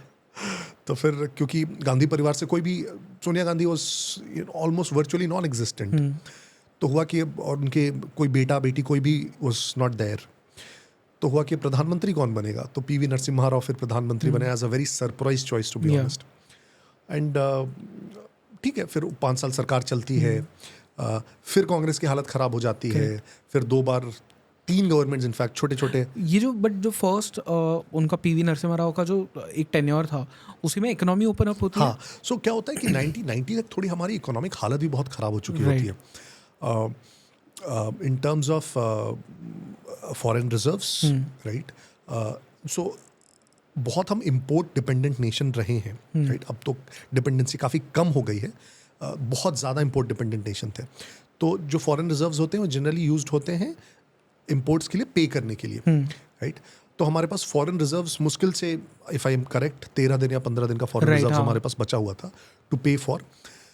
दूसरा, एक जो कल्चरली आप देखेंगे जो हमने शुरू से एक डायरेक्शन लिया था फ्रॉम फर्स्ट प्लानिंग कमीशन जो हम बोलते हैं, पहला जो फर्स्ट 5 ईयर प्लान था, तो हम लोग बहुत एक गवर्नमेंट लेड इंडस्ट्रियलाइजेशन के पक्ष में थे, करेक्ट, राइट, कि गवर्नमेंट इंडस्ट्रीज लगाएगी, हेवी इंडस्ट्रीज लगाएगी, तो हमने इतने सारे ना, आप देखेंगे भेल, ONGC, NTPC, इस प्रकार के, कोल इंडिया एंड सो ऑन, बहुत सारे इंस्टीट्यूशंस बने, और प्राइवेट प्लेयर्स को एंटर करने के लिए बहुत सारे बैरियर्स हमने रखे हुए थे, करेक्ट, राइट, जिसको हम लाइसेंस परमिट राज बोलते हैं। थोड़ा सोशलिस्ट हमारा वो एक पर्सपेक्टिव है ना, बिल्कुल सोशलिस्ट था, राइट, कि प्राइवेट, एक जनरल वोट की प्राइवेट प्लेयर्स खराब होते हैं, कैपिटलिस्ट को दूर रखो, हाँ, तो गवर्नमेंट को ही कंट्रोल करना चाहिए, रिसोर्सेज को गवर्नमेंट अच्छे से डिस्ट्रीब्यूट कर पाएंगे एंड सो ऑन। बट फिर हमें एग्जाम्पल्स दिखने लगे फ्रॉम अक्रॉस द वर्ल्ड कि गवर्नमेंट्स एक्चुअली सबसे अच्छे एंटरप्राइज नहीं रन कर सकती है, क्योंकि गवर्नमेंट का काम वो नहीं है, Correct. वो बिजनेसमैन ही रन कर सकते हैं एफिशिएंटली। तो वो हमें थोड़ा दिखने लगा। हमें जैसे चाइना दिखने लगा। चाइना 78 के आसपास से आप देखेंगे उसने मैसिव इंडस्ट्रियलाइजेशन स्टार्ट किया, क्योंकि एक वक्त तो हमसे पीछे था वो, उसकी इकोनॉमी बहुत similar पीछे थे। थी। तो उसने स्टार्ट किया। US started doing very well. Russia जो एक कम्युनिज्म का एक तरह से हॉलमार्क था, वो 1991 में डिसइंटीग्रेट हो गया। Right. So it failed essentially, वो पूरे विश्व को दिखा, एंड जो भी थोड़ा बहुत रोमांटिसाइजेशन था कम्युनिज्म का, वो एकदम से खत्म हो गया। तो वो दिखने लगा कि अगर ग्रो करना है, अक्रॉस वर्ल्ड एग्जाम्पल्स आ रहे हैं। जापान ने जिस तरह से खुद को रीबिल्ड किया, तो वो दिखने लगे कि इंडस्ट्रियलाइजेशन इज द वे। तो इकोनॉमी को हमें ओपन अप करना पड़ेगा, अपने बॉर्डर्स को ओपन अप करना पड़ेगा, है ना। तो इसलिए 1991 में मेरे ख्याल से not as a positive, but कोई ऑप्शन ही नहीं बचा था हमारे पास। सो टेल मी हियर, क्योंकि बहुत सारे लोग बोलते हैं कि Manmohan Singh was the reason हमारी इकोनॉमी ओपन अप हुई। अब इसमें the person has passed away, तो let's not comment on everything, but मुझे एक क्लियर आइडिया ये चाहिए कि how much role was it of Manmohan Singh versus how much was the pressure from IMF कि आपको आपकी इकोनॉमी अब ओपन अप करनी ही पड़ेगी। ओके, सो सी क्या होता है कि बहुत हाइंडसाइट में ना, बहुत बड़े बड़े इनिशिएटिव्स को हम लोग एक आदमी को कंट्रीब्यूट कर देते हैं बहुत सिंप्लीफाई करने के लिए। जैसे एक सबसे सिंपल रिटोरिकल स्टेटमेंट है कि हमें आज़ादी किसने दिलाई, तो गांधी जी ने। हाँ, तो वो इतना सिंप्लीफाइड वर्जन है, कोई ये नहीं बोल रहा है कि उनका कंट्रीब्यूशन कुछ कम था, लेकिन इतने लोग थे, इतने फैक्टर्स थे, इतनी चीज़ें थी जो सिंप्लीफाई नहीं की जा सकती है। तो सिंपल इसमें भी इनफैक्ट बहुत सारे मैंने वर्जन्स पढ़े हैं जिसमें ये कहा जाता है। तो एक तो सबसे इंपॉर्टेंट जो मैं कह रहा हूँ कि हमारे पास ऑप्शन भी नहीं था, तो आप बोल सकते हैं ठीक है, थोड़ा बहुत लिबरलाइज करते, शायद इस हद तक नहीं जाते। दूसरा एक बहुत बड़ा रोल था पीवी नरसिम्हा राव का। करेक्ट। तो हमें ये भी नहीं भूलना चाहिए कि प्राइम मिनिस्टर कौन है, finance minister. Any end of the day prime minister के एक्सप्लिसिट, वेरी क्लियर कॉन्फिडेंस के बिना तो इस प्रकार के डिसीजंस और मैसिव डिसीजंस जैसे आप बोल सकते हैं देश को बदलने वाला बदलने decision वाला है। कभी नहीं होगा। तो उस ये भी बहुत सारे वर्जन्स मैंने कई बार पढ़े हैं कि PV Narasimha Rao pushed it actually, okay right. But Manmohan Singh finance minister थे, एग्जीक्यूट करने वाले थे, वही रिप्रेजेंट करते, तो आपको उनको भी क्रेडिट देना पड़ेगा। बट अगेन मैं बोल रहा हूँ कि multitude of factors in people, right right. But thankfully जो भी था वो 91 में हम लोग लिबरलाइज होते हैं and we open up our economies. बहुत सारे सेक्टर्स में अपन ओपन अप होते हैं और उसका असर हमें फिर 90s में दिखता है। 90s में चाहे ग्रोथ परसेंटेजेस हो हमारे, या बहुत सारे ऐसे सेक्टर्स आप देख लीजिए जो 90s में फिर हमारा, चाहे टेलीकॉम हो, टेलीविजन हो, बहुत सारे सेक्टर्स होते हैं, ब्रॉडकास्ट, जिसमें एक्चुअली प्लेयर्स आते हैं, बहुत सारे फॉरेन प्लेयर्स आते हैं फिर हमारे यहाँ। सो इंश्योरेंस में और इस तरह के बहुत सारे सेगमेंट्स में हम लोग फिर फॉरेन प्लेयर्स के लिए इन्वेस्टमेंट खोलते हैं। And that helps India definitely over the next couple of decades. Right. And फिर उसके बाद में Manmohan Singh becomes like the household name, क्योंकि now this is the time जहाँ पे मैं बड़ा हो रहा था। तो फॉर मी, जब से मुझे पॉलिटिक्स समझ में आया तब से तो Manmohan Singh has been like the prime minister of India and 2 terms उनके सर्व करे थे। तो मैंने सिर्फ वही देखा है कि Manmohan Singh, then I saw the UPA 1 UPA 2, उनका जो एक वो स्कैम्स वाला पूरा लिस्ट था, I have seen that. I have seen how people started calling him, what was that film भी आई थी उनके ऊपर एक रिसेंटली, अभी वो जो accidental prime minister, yeah. But then what is your educated opinion about Manmohan Singh? Was he actually someone जो कि मतलब पार्टी इंटरेस्ट को ही सिर्फ सर्व कर रहे थे या उनसे करवाया जा रहा था? Because when I look at all the accolades of his life, very well educated man, extremely intelligent man, मुझे नहीं लगता कि he was just serving party interest. Maybe हो सकता है उन्हें किसी तरह से करवाया जा रहा हो, या एक वो हर कांग्रेसी में जो चीज़ थी हमेशा से कि Gandhis are the whole and soul of the party, वो थी उनमें इनहेरिटेंटली। सो आप देखेंगे 1997 जब संयुक्त मोर्चा की सरकार थी, तो कांग्रेस उन्हें समर्थन देने के लिए तैयार थी और कांग्रेस की तरफ से नाम प्रपोज किया जाता है प्रधानमंत्री के लिए सोनिया गांधी का, राइट। लेकिन दिक्कत क्या होती है, तभी सीताराम केसरी होते हैं अध्यक्ष कांग्रेस के, और भी बड़े रीजनल लीडर्स होते हैं, मुलायम सिंह यादव होते हैं इधर। तो मुलायम सिंह यादव इनफैक्ट तैयार नहीं होते उनके नाम के लिए, तो उस समय वो नहीं बन पाती हैं। फिर अटल जी की सरकार बन जाती है 98 में, 6 साल उनकी सरकार रहती है, 2 टर्म्स। 2004 में तक सोनिया गांधी अध्यक्ष बन चुकी थी कांग्रेस की और चुनाव वो जीत जाते हैं। अब जब चुनाव जीत जाते हैं तो सबसे पहला ऑब्वियस नाम जो निकल कर आता है वो सोनिया गांधी का, राइट, प्रधानमंत्री पद के उम्मीदवार के लिए। अब इसके बहुत अलग अलग वर्जन्स, इसके अलग अलग वर्जन्स ये हैं कि वो फिर रिलिंक्विश कर देती हैं वो पद कि मैं प्रधानमंत्री नहीं बनना चाहती हूँ और किसी और को बनाएंगे। लेकिन फिर इनफैक्ट एक बुक आती है बाद में, आई थिंक नटवर सिंह की या किसी की बुक आती है और उसमें वो कॉन्वर्सेशन लिखते हैं जो उनके ड्राइंग रूम में हो रही होती है, जिसमें वो राहुल गांधी और सोनिया गांधी बैठे होते हैं और राहुल गांधी कहते हैं सोनिया गांधी को कि मैं तुम्हें प्रधानमंत्री नहीं बनने दूंगा क्योंकि जैसे उन लोगों ने दादी को मार दिया, पापा को मार दिया, वो आपको भी मार देंगे। And because of that pressure she does not become the prime minister. तो ये वर्जन भी, I think this version is also included in जो एक्सीडेंटल प्राइम मिनिस्टर में शायद इसका पॉसिबल कुछ है। तो पहला इसको जो लिखा है वो उनकी मैं अगर गलत नहीं हूँ तो नटवर सिंह की शायद बायोग्राफी है, ओके, या one life is not enough शायद, यस यस, तो उसमें उन्होंने मेंशन किया। तो फिर इनको चुनना होता है। Now Congress is a very culture of picking up people who are, जो उनकी लाइन को टो करे। तो आप ये हमेशा से देखेंगे। तो जब कांग्रेस बहुत स्ट्रांग भी थी तो आप देखेंगे स्टेट्स में अक्सर चीफ मिनिस्टर्स बदलती थी। करेक्ट, हाँ, मेजॉरिटी भी होती थी फिर भी वो चीफ मिनिस्टर्स बदलती थी। पावरफुल अगर कोई हो रहा है तो बदलो। करेक्ट। तो आप वो 50s से ही देखेंगे। इनफैक्ट 2007 तक, आज़ादी से 2007 तक उत्तर प्रदेश में कोई भी ऐसा मुख्यमंत्री नहीं रहा जितने पूरा अपना एक टर्म किया हो, जबकि कांग्रेस इतनी बार मेजॉरिटी में रही। द रीज़न बीइंग कि कांग्रेस, जैसे अगर आप 80s देखेंगे, उत्तर प्रदेश में 5 मुख्यमंत्री बने, बिहार में 5 मुख्यमंत्री बने, जबकि 2 बार लगातार कांग्रेस मेजॉरिटी में थी वहाँ पर, राइट। तो वो बहुत है। तो वहाँ पे उन्हें, अब उनके पास जो नेम्स थे, प्रणब मुखर्जी एक नाम थे, अर्जुन सिंह नाम थे, मनमोहन सिंह नाम थे, कई सारे ऐसे नाम थे। जो एक नाम उन्हें लगा कि एक तरह से हमारी बात सुनेंगे, वो मनमोहन सिंह होने लगे। ओके। और फिर बहुत नाराज़गी भी हुई, प्रणब मुखर्जी उनको भी बहुत नाराज़गी हुई, अर्जुन सिंह को भी बहुत नाराज़गी हुई, लेकिन वो प्रधानमंत्री बनते हैं। और academically end of course accomplishment wise किसी को डाउट नहीं है मनमोहन सिंह जी पे, एक बहुत fine person and economist and so on.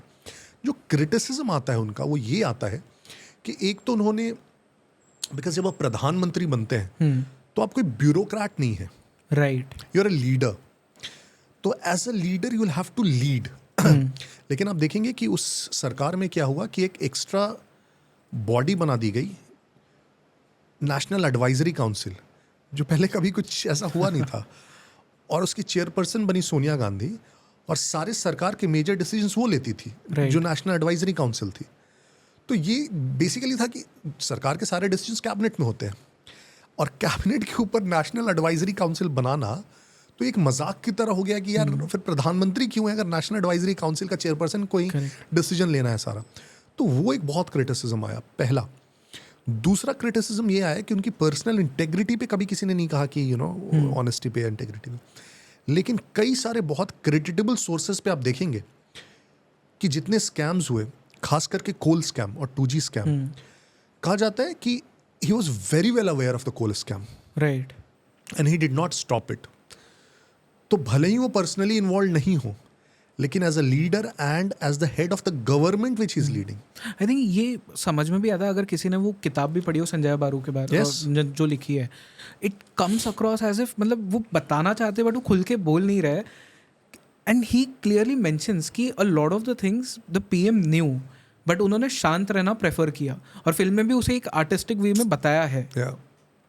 So that is the criticism कि एज अ लीडर आपने पहला लीड नहीं किया। इनफैक्ट उनकी वाइफ भी उन्हें बहुत से बार कहती थी कि why are you not speaking up. और दूसरा, जब गलत हो रहा था तो होने दिया, वो एक बहुत बड़ा क्रिटिसिज्म है। और यूपी 2 में देखिए वही सबसे ज्यादा भारी पड़ा उसे, कि वो इतने, सो यूपी 2 में there are multiple prime ministers या जो भी बोलेंगे आप, सब अपने आप, सो एक इनफैक्ट मैं पढ़ रहा था difference between current government and Manmohan Singh government. तो a very senior bureaucrat he was saying कि उस समय जितने भी मिनिस्टर्स थे सब अपने आप में अपने को हेड समझते थे। तो कोई ज़रूरत नहीं है प्राइम मिनिस्टर ऑफिस से कोई ऐसे, मतलब एक तरह से परमिशन लेने की। जो डिपार्टमेंट, जो मिनिस्टर, जिस मिनिस्ट्री का मैं हूँ तो मैं काफ़ी हूँ उसके लिए। और एक तरह से मल्टीपल पावर सेंटर्स अब बन गए। करेक्ट, उसके कारण ही अब देखेंगे इतने सारे स्कैम्स हो पाए। राइट, सो जो CWG 2G आदर्श सोसाइटी वाला वो एक था, गिनते रह जाएंगे आप, कोल स्कैम देख लीजिए, लंबी लिस्ट है, बहुत लंबी लिस्ट है वो। So that was the reason, okay, right. And otherwise, of course, the very fine gentleman and economist that he was, yeah. But then UPA 2 आती है, and this is where the scams have increased drastically. और यहाँ पे Anna Hazare movement आता है, and उसी से हमें मिलते हैं अरविंद केजरीवाल as well. जो अब मॉडर्न पॉलिटिक्स अगर भारत का कोई देखे तो अरविंद केजरीवाल का नाम आपको वहाँ पे डालना जरूरी है, बिकॉज उतना इंपॉर्टेंट एक नाम बन गया है। सो इसके बारे में भी I have read so many different things. In fact जो अन्ना हजारे के मीडिया पर्सन थे, was writing the blogs for him, I forgot his name, Parulekar कुछ थे, तो he has mentioned openly on so many interviews कि अरविंद केजरीवाल ने वो पूरा मूवमेंट ज्वाइन किया था just because he wanted to join the politics, he wanted to come into the politics. उसका कोई वो नहीं था कि मुझे करप्शन के अगेंस्ट लड़ना है, कुछ नहीं। एंड ये एक ऐसा इंसान कह रहा है जो अन्ना हजारे को इस डिस्टेंस पे रोज देख रहा है, रोज मिल रहा है। तो वहाँ से एक अलग पूरा चीज़ शुरू होता है। एंड 2025 अब चल रहा है जहाँ पे हम हैं। यहाँ आते आते क्या क्या चीज़ें बदलती है, because 2014 again the rise of Narendra Modi and BJP, और 80s से जो चीज़ें हो रही थी वो डाउनफॉल एक कांग्रेस का चल रहा था जो 2014 में कंसोलिडेट हो जाता है। तो व्हाट हैपेंड वहाँ पे? सो आई थिंक UPA 2 खुद की दुश्मन बन गई। जैसे मैंने कहा कि जितने मिनिस्टर्स थे, नेशनल एडवाइजरी काउंसिल है, मिनिस्टर्स सब अपने आप से डिसीजंस लेने लगे क्योंकि प्रधानमंत्री उनको देखने लगे is not as powerful, right. That led to many scams. 2012 आते आते पब्लिक भी परेशान हो गई। अन्ना हजारे मूवमेंट स्टार्ट करते हैं, अन्ना हजारे फेस रहते हैं, अरविंद केजरीवाल उसके बैकबोन रहते हैं। अब इस पे अलग अलग अगेन थियरीज हैं, it is very difficult to say कि अरविंद केजरीवाल के दिमाग में क्या रहा होगा, इस पे हम गेस ही कर सकते हैं। लेकिन हाँ, then he is able to create a party in the history of Indian politics, which is and a very very unique. successful party as Very well. successful party, Yeah. yes. Indian politics में वैसे विरोध से इस प्रकार की party निकली हो और तुरंत उसने इलेक्शन जीत लिया हो, ये रेयर, मुझे तो और कोई एग्जांपल्स नहीं दिखते इनफैक्ट. करेक्ट, मतलब I remember this very clearly क्योंकि उस वक्त स्कूल को छुट्टी थी for some reason, I don't remember क्या था, बट माय ग्रैंड पेरेंट्स, मेरे मम्मी पापा सब टीवी पे बैठ के अन्ना हजारे, अरविंद केजरीवाल movement देखते थे. सबको वो वहाँ पे स्टेज पे बैठे हुए देख रहे हैं. आई रिमेंबर मेरे ग्रैंडफादर ने फास्ट रखा था उनके साथ में, एंड आफ्टर व्हाट हैपेंड, मतलब वो एक बहुत ही बड़ा शॉक था लोगों के लिए भी कि एक ऐसी पार्टी जो यहाँ से निकली है, अब उनके ऊपर आरोप इस टाइम पे करप्शन वगैरह के लग रहे हैं, विच इज़ सैड टू सी कि इंडियन पॉलिटिक्स का स्टेट कहाँ पे आ चुका है अब वो. So yes, I think it is very difficult to guess कि पहले से व्यक्ति करप्ट है या बाद में करप्ट हुआ, क्योंकि पहले का इन्फॉर्मेशन आपके पास है नहीं. करेक्ट. पहले पावर भी नहीं है व्यक्ति के पास, तो जब तक किसी के पास करप्शन के एवेन्यूज ही नहीं है तब तक आप जज नहीं कर सकते वो करप्ट है कि नहीं. बट डू यू थिंक कि पावर मिलने के बाद में एक इंसान करप्ट होता है, एटलीस्ट मतलब इंडियन पॉलिटिक्स के स्टैंड में? सो वही मैं बोल रहा हूँ कि अगर मेरे पास, और एक बहुत फेमस सेइंग है कि करप्शन का कंप्लेन वही लोग करते हैं जिनको करप्शन का चांस नहीं मिला होता है. ओके. तो जब तक आपको चांस नहीं मिला तब तक जज करना मुश्किल है कि आप करप्ट होंगे कि नहीं. तो एज एन एक्टिविस्ट, विपक्ष का नेता के तौर पे इसीलिए सब अच्छे लगते हैं, क्योंकि वो जब बोलते हैं तो लगता है कितनी सही बात बोल रहा है. Right. और ऐसे बहुत एग्जाम्पल्स आपको दिखेंगे. लेकिन जब वो सत्ता में आते हैं तो वो कैसे बिहेव करते हैं वो एक्चुअल रिफ्लेक्शन होता है कि उनके व्यूज़ क्या होते हैं. और अब देख लीजिए कि यही व्यक्ति जिनके मतलब हम आप जैसा बता रहे थे, और हम लोग सब इतना आइडलाइज करते थे उस समय इस व्यक्ति को, and the kind of statements he would make कि मैं बंगले में नहीं रहूंगा, मैं अपने घर में रहूंगा और मेट्रो से जाऊंगा, अपने वैगन आर से जाऊंगा. अब तो न्यूज़ आ रही है उनके इंटीरियर पे उनके बंगले में इतना फलाना खर्चा हुआ है. करेक्ट. और ये सब सिक्योरिटी क्यों रखते हैं मंत्री लोग की सिक्योरिटी हटा देनी चाहिए. अगर उनके ऊपर केस होता है तो खुद से पर्सनली उनको केस लड़ना चाहिए, सरकार को पैसे नहीं देने चाहिए. सुनने में बहुत अच्छे लगते हैं जब, और ये बोलना आसान होता है क्योंकि आप विपक्ष में है ना, तो कुछ भी बोल जाइए, क्या फर्क पड़ता है. लेकिन जब आप सत्ता पक्ष में आते हैं और फिर वही सब करते हैं तो पब्लिक को थोड़ा सा डिसअपॉइंटमेंट होता है, खासकर वैसे पढ़ी लिखी जनता जो आप में बिलीव करते हैं.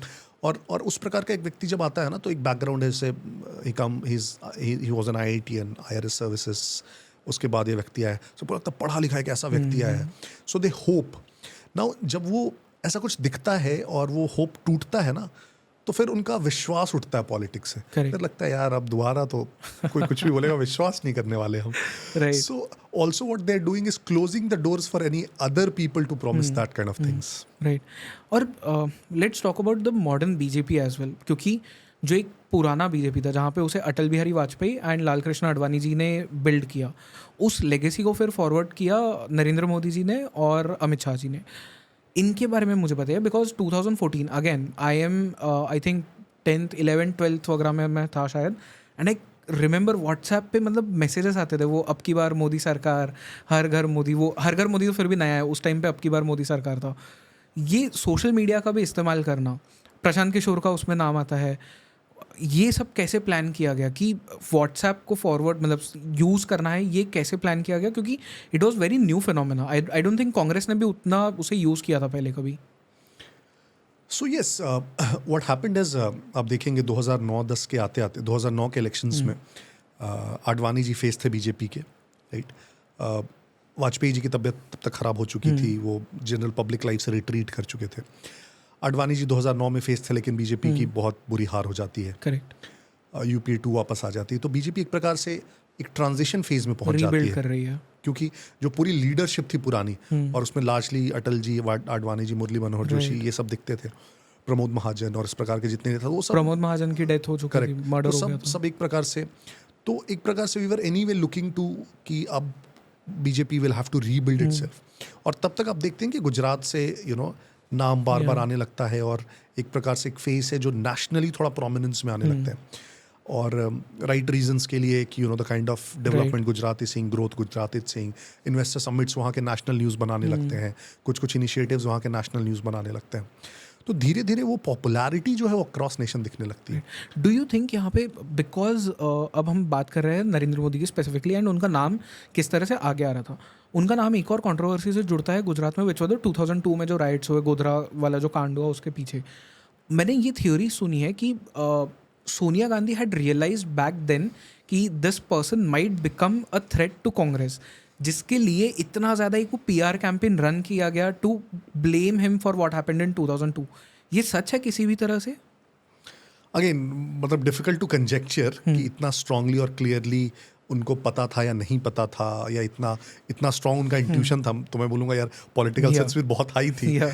बट हाँ, उस राइट्स को एक तरह से जो प्रेजेंट किया गया मीडिया के द्वारा या स्पेसिफिक सेगमेंट के द्वारा, उसमें एक प्रकार से विलेनाइज कर दिया गया वहाँ की गवर्नमेंट को, और स्पेसिफिकली दो लोगों को, which is Narendra Modi ji and Amit Shah ji. And in fact अभी जो मूवी आई है साबरमती एक्सप्रेस, और उसके बाद इतना हल्ला हो रहा है, all of us are watching that, because उस एक मूवी ने बस बताने की कोशिश की कि गोधरा में क्या हुआ था, लेकिन जिस प्रकार का क्रिटिसिज्म झेलना पड़ रहा है उस मूवी को, आई थिंक दैट इटसेल्फ सेज कि हम एक साइड ऑफ स्टोरी से तो खुश हो जाते हैं, सुन लेते हैं, दूसरी साइड ऑफ द स्टोरी नहीं सुनना चाहते हैं। फिर वो हमें लगता है कि नहीं ये तो राइट विंग है या प्रोपेगेंडा है। But when you talk about freedom of expression, it has to be from both sides.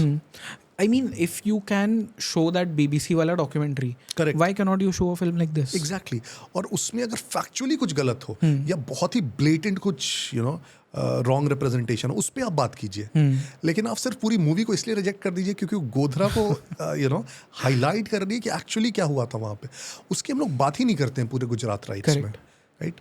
So I think that ways, और फिर उसके बाद कुछ सालों तक इनफैक्ट आप देखिए क्या क्या नहीं झेलना पड़ा इन लोगों को। SIT की गठित हुई, पूछताछ की गई, अमित शाह जी को गुजरात से बाहर भेजा गया, जेल भेजा गया, every kind of possible, but then the courts cleared them, right? The courts cleared them, and एक तरह से the way they fought democratically, जैसे फिर आजकल हम देख रहे हैं उसी के अभी अरविंद केजरीवाल जी के केस में ही देखिए आप कि ईडी बुला रही है तो अब जा नहीं रहे, राइट? मुझे जेल हो जा रहा है लेकिन मैं चीफ मिनिस्टर की कुर्सी छोड़ नहीं रहा हूँ। तो even if you are accused of something that you say you have not done, आप कितना डेमोक्रेटिकली उसको फाइट करते हैं, वो ये दिखाता है कि आपके खुद के इंस्टीट्यूशंस में आपको कितना विश्वास है। तो अगर आप कहते हैं कि मैं इंडिया को रिप्रेजेंट कर रहा हूँ या देश का एक लीडर हूँ, तो कम से कम वहाँ के इंस्टीट्यूशंस के पे विश्वास करके उस प्रोसेस से तो आपको जाना ही पड़ेगा। Correct. फिर आप उसको क्वेश्चन नहीं कर सकते हैं। सो वी कैन नॉट, जब हमें फ़ायदा हो रहा है तो हम उसे उसकी वाहवाही कर दी। सो उसी कोर्ट्स की कई बार हम देखेंगे कि वही कोर्ट जब कोई इस प्रकार का जजमेंट देता है तो हम कहते हैं कि नहीं विक्टिमाइजेशन हो रहा है, और जब वही कोर्ट बेल दे देता है तो कहते हैं कि कोर्ट पे विश्वास है। Right, okay. तो ये बेसिकली एक वहाँ पे राइज हो रहा था। बट टेल मी अबाउट ये जिस तरह से सोशल मीडिया को यूज़ किया गया। सो 12 आते आते एंटी करप्शन मूवमेंट्स हुए, और बीजेपी में अब देखेंगे कि it started rebuilding itself. Rajnath Singh फिर अध्यक्ष बनते हैं, नितिन गडकरी अध्यक्ष थे, फिर राजनाथ सिंह जी अध्यक्ष बनते हैं, और एक तरह से वो नाम इतना ऑब्वियस होने लगता है अक्रॉस ज़मीन से, वो नाम इतना ज़्यादा आने लगता है कि नरेंद्र मोदी की सभा चाहते हैं, उनको सुनना चाहते हैं, उनको देखना चाहते हैं। भीड़ जिस प्रकार से आने लगती है, आप 12 के इलेक्शंस में देखिए, 13 के इलेक्शंस में देखिए, उससे क्लियर होने लगता है कि इस व्यक्ति की पॉपुलैरिटी गुजरात के बहुत बाहर भी है। पर बीजेपी को इस वक्त पे ये समझ आ गया था कि मतलब जब 14 के जो इलेक्शंस होंगे उसमें जीत हमारी ऑलमोस्ट पक्की है। Was this a realisation? Not at all.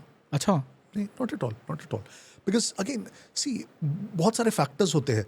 ये था कि बहुत गुस्सा है कांग्रेस के against, people are looking for a change, can we be the change, the question was that, right? Because आपको बहुमत लाना पड़ेगा सरकार बनाने के लिए, तो हम उस लेवल तक पहुंच सकते हैं क्या विरोध के बाद भी कांग्रेस टिक सकती है या हम क्रॉस कर सकते हैं? That is the important point.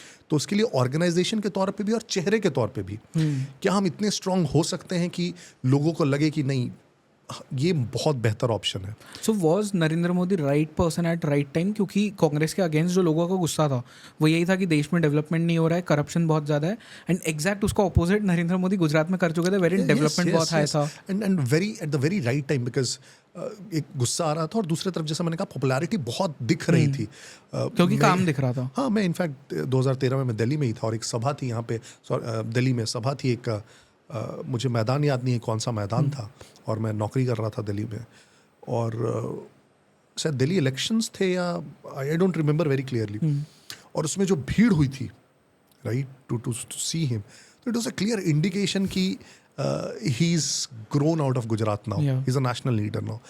और सबको दिखने लगा कि यार अगर हमें बीजेपी को पावर में लाना है तो we will have to project him as our face. Right. इसमें कोई डाउट नहीं हो सकता है. वो बहुत क्लियर कट यूनानिमिटी इस पे आ गई थी. Okay. And then he becomes the PM 2014 में, और 14 से अब तक जो हुआ है वो तो लोगों को पता ही है. But then I have a question for you. मतलब एक जो नरेंद्र मोदी का जिस तरह से एक राइज था, it was all because what he did in his own state. मतलब उनके खुद के स्टेट में, गुजरात में उन्होंने जिस तरह का डेवलपमेंट किया, जो स्टार्टअप्स को वहाँ पे उन्होंने इतना इन्वाइट किया, कंपनीज़ को इन्वाइट किया, इंडस्ट्रीज़ को इन्वाइट किया. आई सी समथिंग सिमिलर जो अब महाराष्ट्र में हो रहा है, और इनफैक्ट पहले भी हो रहा था जब देवेंद्र फडणवीस थे सीएम यहाँ पे. एंड अगेन अभी भी जब अभी एक कोई इकोनॉमिक फोरम चल रहा है किसी कंट्री में, आई फॉरगॉट द नेम, वहाँ पे जाके उन्होंने कुछ रिकॉर्ड डील साइन किए इन 72 आवर्स, जो पहले कभी नहीं हुआ. तो डू यू सी वो सेम क्या कहते हैं उसे, सेम पैरों में वो कुछ पच्चनों पे चलना, is that happening, do you think?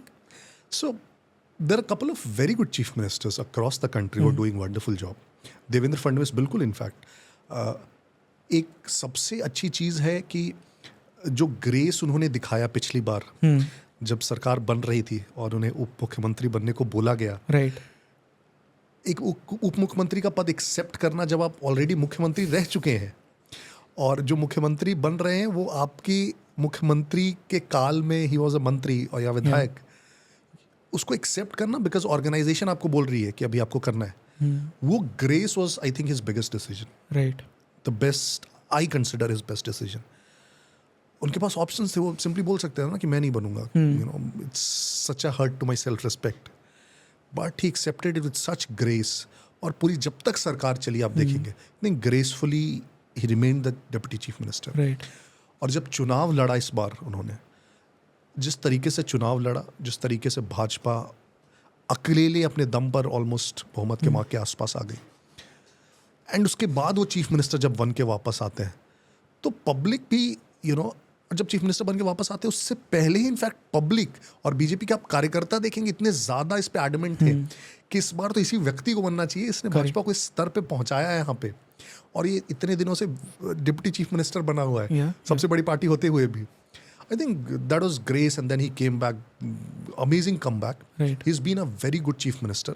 पिछले टर्म में भी इस टर्म में भी आप देखेंगे उनके काम वाम के तौर तरीके पे, प्रोग्रेसिवनेस पे, आप कभी भी बातचीत का भी देखेंगे तो very progressive in terms of जो भी उनके इनिशिएटिव्स होते हैं. In fact I think he is the only CM इस वक्त एटलीस्ट जो एआई के बारे में बात कर रहा है, एंड जो एआई के बेस पे एक पूरा सिटी बिल्ड करने का सोच रहा है. Because there are plans. अभी मुंबई जो ट्रेडिशनल मुंबई है उससे हम बाहर निकले थे, Navi Mumbai which was Mumbai 2, now he is planning to build Mumbai 3 which will be according to his plans a city जहाँ पे एआई को बहुत बूस्ट मिलेगा. मुझे नहीं लगता कोई और सीएम इसके बारे में बात भी कर रहा है अभी. So yes, he is very good there. The again so बहुत सारे, इनफैक्ट मैं साउथ बॉम्बे पिछली बार जस्ट कपल ऑफ मंथ्स पहले घूम रहा था, एंड जो कोस्टल इंफ्रास्ट्रक्चर देखने को मुझे मिला, I was amazed. I said कि यार मतलब what have these people done. It is such an amazing feat too. So yes, and बहुत सारे, that's what I am saying कि पॉकेट्स में आपको ऐसे ऐसे चीफ मिनिस्टर्स दिखेंगे. उत्तर प्रदेश में आपको योगी आदित्यनाथ दिखेंगे. महाकुंभ अभी जिस तरह से ऑर्गेनाइज किया है, so amazing work there also in terms of law and order, infrastructure. Maharashtra तो पहले से डेवलप्ड है and is taking it to another heights. Uttar Pradesh तो जिस हालत में था उसको माफिया राज हम बोलते थे, right, and to draw it out of that एक और इतने सारे development initiatives, infrastructural projects, cultural heritage, इतना जो आज काशी का टर्न अराउंड हुआ है, अयोध्या का आप देख लीजिए, मथुरा में हो रहा है, बनारस में जो हुआ, मतलब इट्स अमेजिंग. आसाम में आप देखिए हिमंता विश्व शर्मा. सो है, there are couple of chief ministers who are doing some amazing work. Right. But let me ask you this thing कि मतलब जैसे ऑफ कोर्स बिकॉज आप बीजेपी से है तो you know a lot of things, insider stories and किस तरह से काम हो रहा है. But if I had to ask you कि अपोजिशन में हु आर द पॉलिटिशियंस जो आपको लगता है कि एक जो किसी भी देश में अगर आपको उसकी लेगेसी आगे ले जानी है, अपोजिशन एंड पावर में जो है दोनों के ही पॉलिटिशियंस का स्टैचर बढ़ना चाहिए, तभी वो डेमोक्रेसी भी बन पाएगी. Who do you think are the future leaders for the opposition? क्योंकि जो पहले एटलीस्ट दिखते थे अब तो वो नाम नहीं रहे उतने ज़्यादा, और जो थे वो भी अब उनका रिटायरमेंट का एज आने लगा है. सी द प्रॉब्लम, मैं ये नहीं बोल रहा हूँ कि अच्छे लीडर्स नहीं है, लेकिन सबसे बड़ा प्रॉब्लम जो है जो अपोजिशन पार्टीज़ में लीडरशिप का बोल रहे हैं, जितने भी अपोजिशन पार्टीज़ हैं all of them except for the Communist Party, all of them are family run parties. हर एक सिंगल पार्टी आप देख लीजिए. But why is this a problem if the party is family run? No, जब party family run होती है तो उसका जो नेक्स्ट लीडरशिप होता है वो ऑब्वियसली उन्हीं के बेटा बेटी हो जाते हैं, irrespective of whatever there capabilities. तो उस पर कोई डाउट नहीं होता है.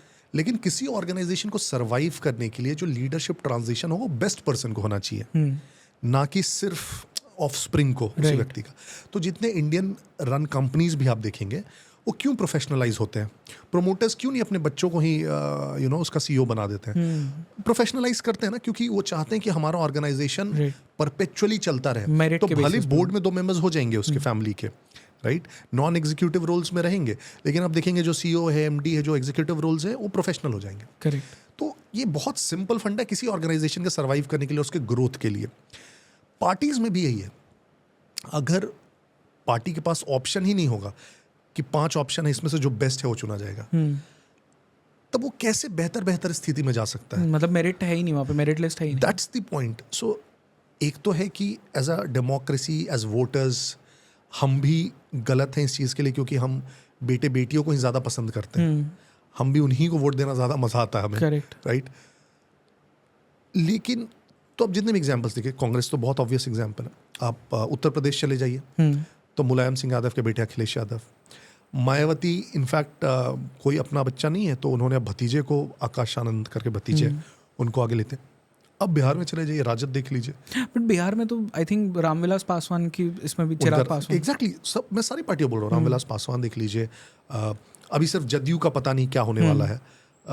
राजद देख लीजिए, और छोटी पार्टियां हैं जो मांझी जी की पार्टी है, हम देख लीजिए. आप झारखंड चले जाइए तो हेमंत सोरेन, शिबू सोरेन, करेक्ट ना.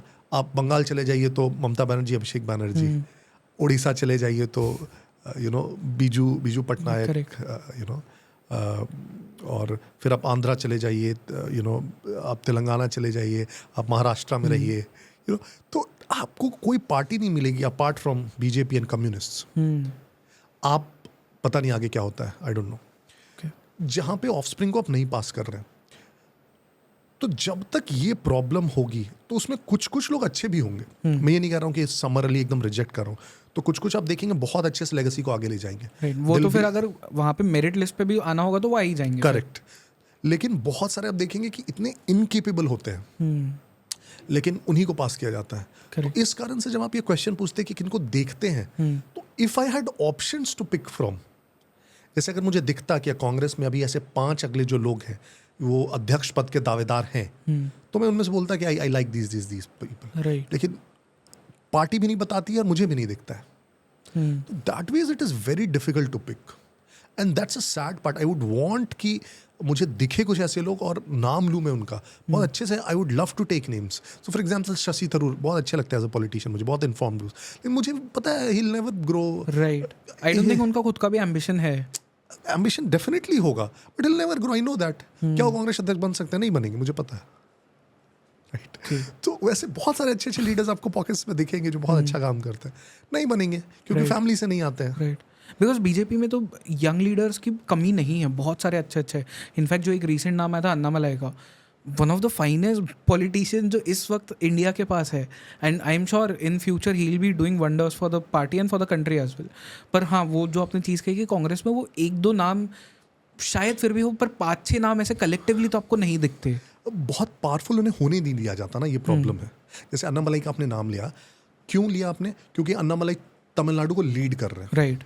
अध्यक्ष है वहाँ पे, मतलब he is leading the way he is wanting it. Protest करना है या ये करना है या करना, ठीक है. हाँ, सेंट्रल लीडरशिप को आपको इन्फॉर्म करना होगा, कॉन्फिडेंस में लेना होगा, वो सब ठीक है, बट लीड कर रहे हैं वहाँ पे. आपको लीड नहीं करने देंगे ना, प्रॉब्लम है कांग्रेस में या अदर पार्टीज में. एग्जैक्टली. कांग्रेस तो जब वो लीड नहीं करने देंगे तो आप ग्रो कैसे करेंगे? तो दिखेगी कैसे कि आप कितने केपेबल हैं? मतलब क्योंकि जो अन्नामलाई ने अभी रिसेंटली वो विप्लैश कर रहे थे खुद को, विच हैपेंड बिकॉज वो एक रेप केस हुआ था, उसके अगेंस्ट वो कर रहे थे. I have never seen a politician do that publicly. तो और कांग्रेस से मुझे कोई दिखता भी नहीं कि ऐसा कुछ कर सकता है अनलेस एंड अनटिल उनके उसमें अप्रूवल हो हायर कमांड का. That's the problem. बहुत होंगे जो करना चाहते होंगे और वो लोकली स्ट्रांग बनना चाहते हैं, बनने नहीं देंगे. Right. So this is the state of Indian politics. पूरा इतिहास हमने इसका ट्रेस किया एंड आई एम श्योर कि बहुत सारे इसमें इवेंट्स हमसे मिस भी हुए रहेंगे जो लोगों को लगते होंगे कि बहुत ज़्यादा इंपॉर्टेंट है बट हमने कवर नहीं किए. तो अगर ऐसा आपको लगता है तो प्लीज़ लेट अस नो. इसका पार्ट 2 हमें करना पड़ेगा क्योंकि ऑफकोर्स इंडिया का जो एक पॉलिटिकल हिस्ट्री है ये एक पॉडकास्ट में कवर नहीं किया जा सकता. इस पर आपको सेपरेट एपिसोड्स करने पड़ेंगे because Mandal commission in itself एक पूरा पॉडकास्ट है वो. तो ऐसे कई सारे इंसिडेंट्स है, इवेंट्स है जो खुद के अंदर ही एक पॉडकास्ट है. तो we'll plan those in future. But ये एक बहुत ही शॉर्ट में एक जिस्ट था. शायद रामचंद्र गुहा की किसी को किताब पढ़ने की ज़रूरत ना हो. But thank you so much इस पॉडकास्ट के लिए मृत्युंजय जी. बहुत मज़ा आया मुझे बात करके. And this is one thing about you कि even after being from BJP आपके जो ओपिनियंस है ये बहुत एजुकेटेड ओपिनियंस है. एंड आई एम श्योर कोई कह नहीं सकता कि बायस्ड ओपिनियंस है क्योंकि लगता ही नहीं कि बायस्ड है. First thank you for that. तो थैंक यू सो मच इस कॉन्वर्सेशन के लिए and thank you so much हमारी ऑडियंस को इतना एजुकेट करने के लिए, मुझे इतना एजुकेट करने के लिए एंड बायसनेस के बिना बात करने के लिए. So thank you so much. Thank you and pleasure to be here. Thank you.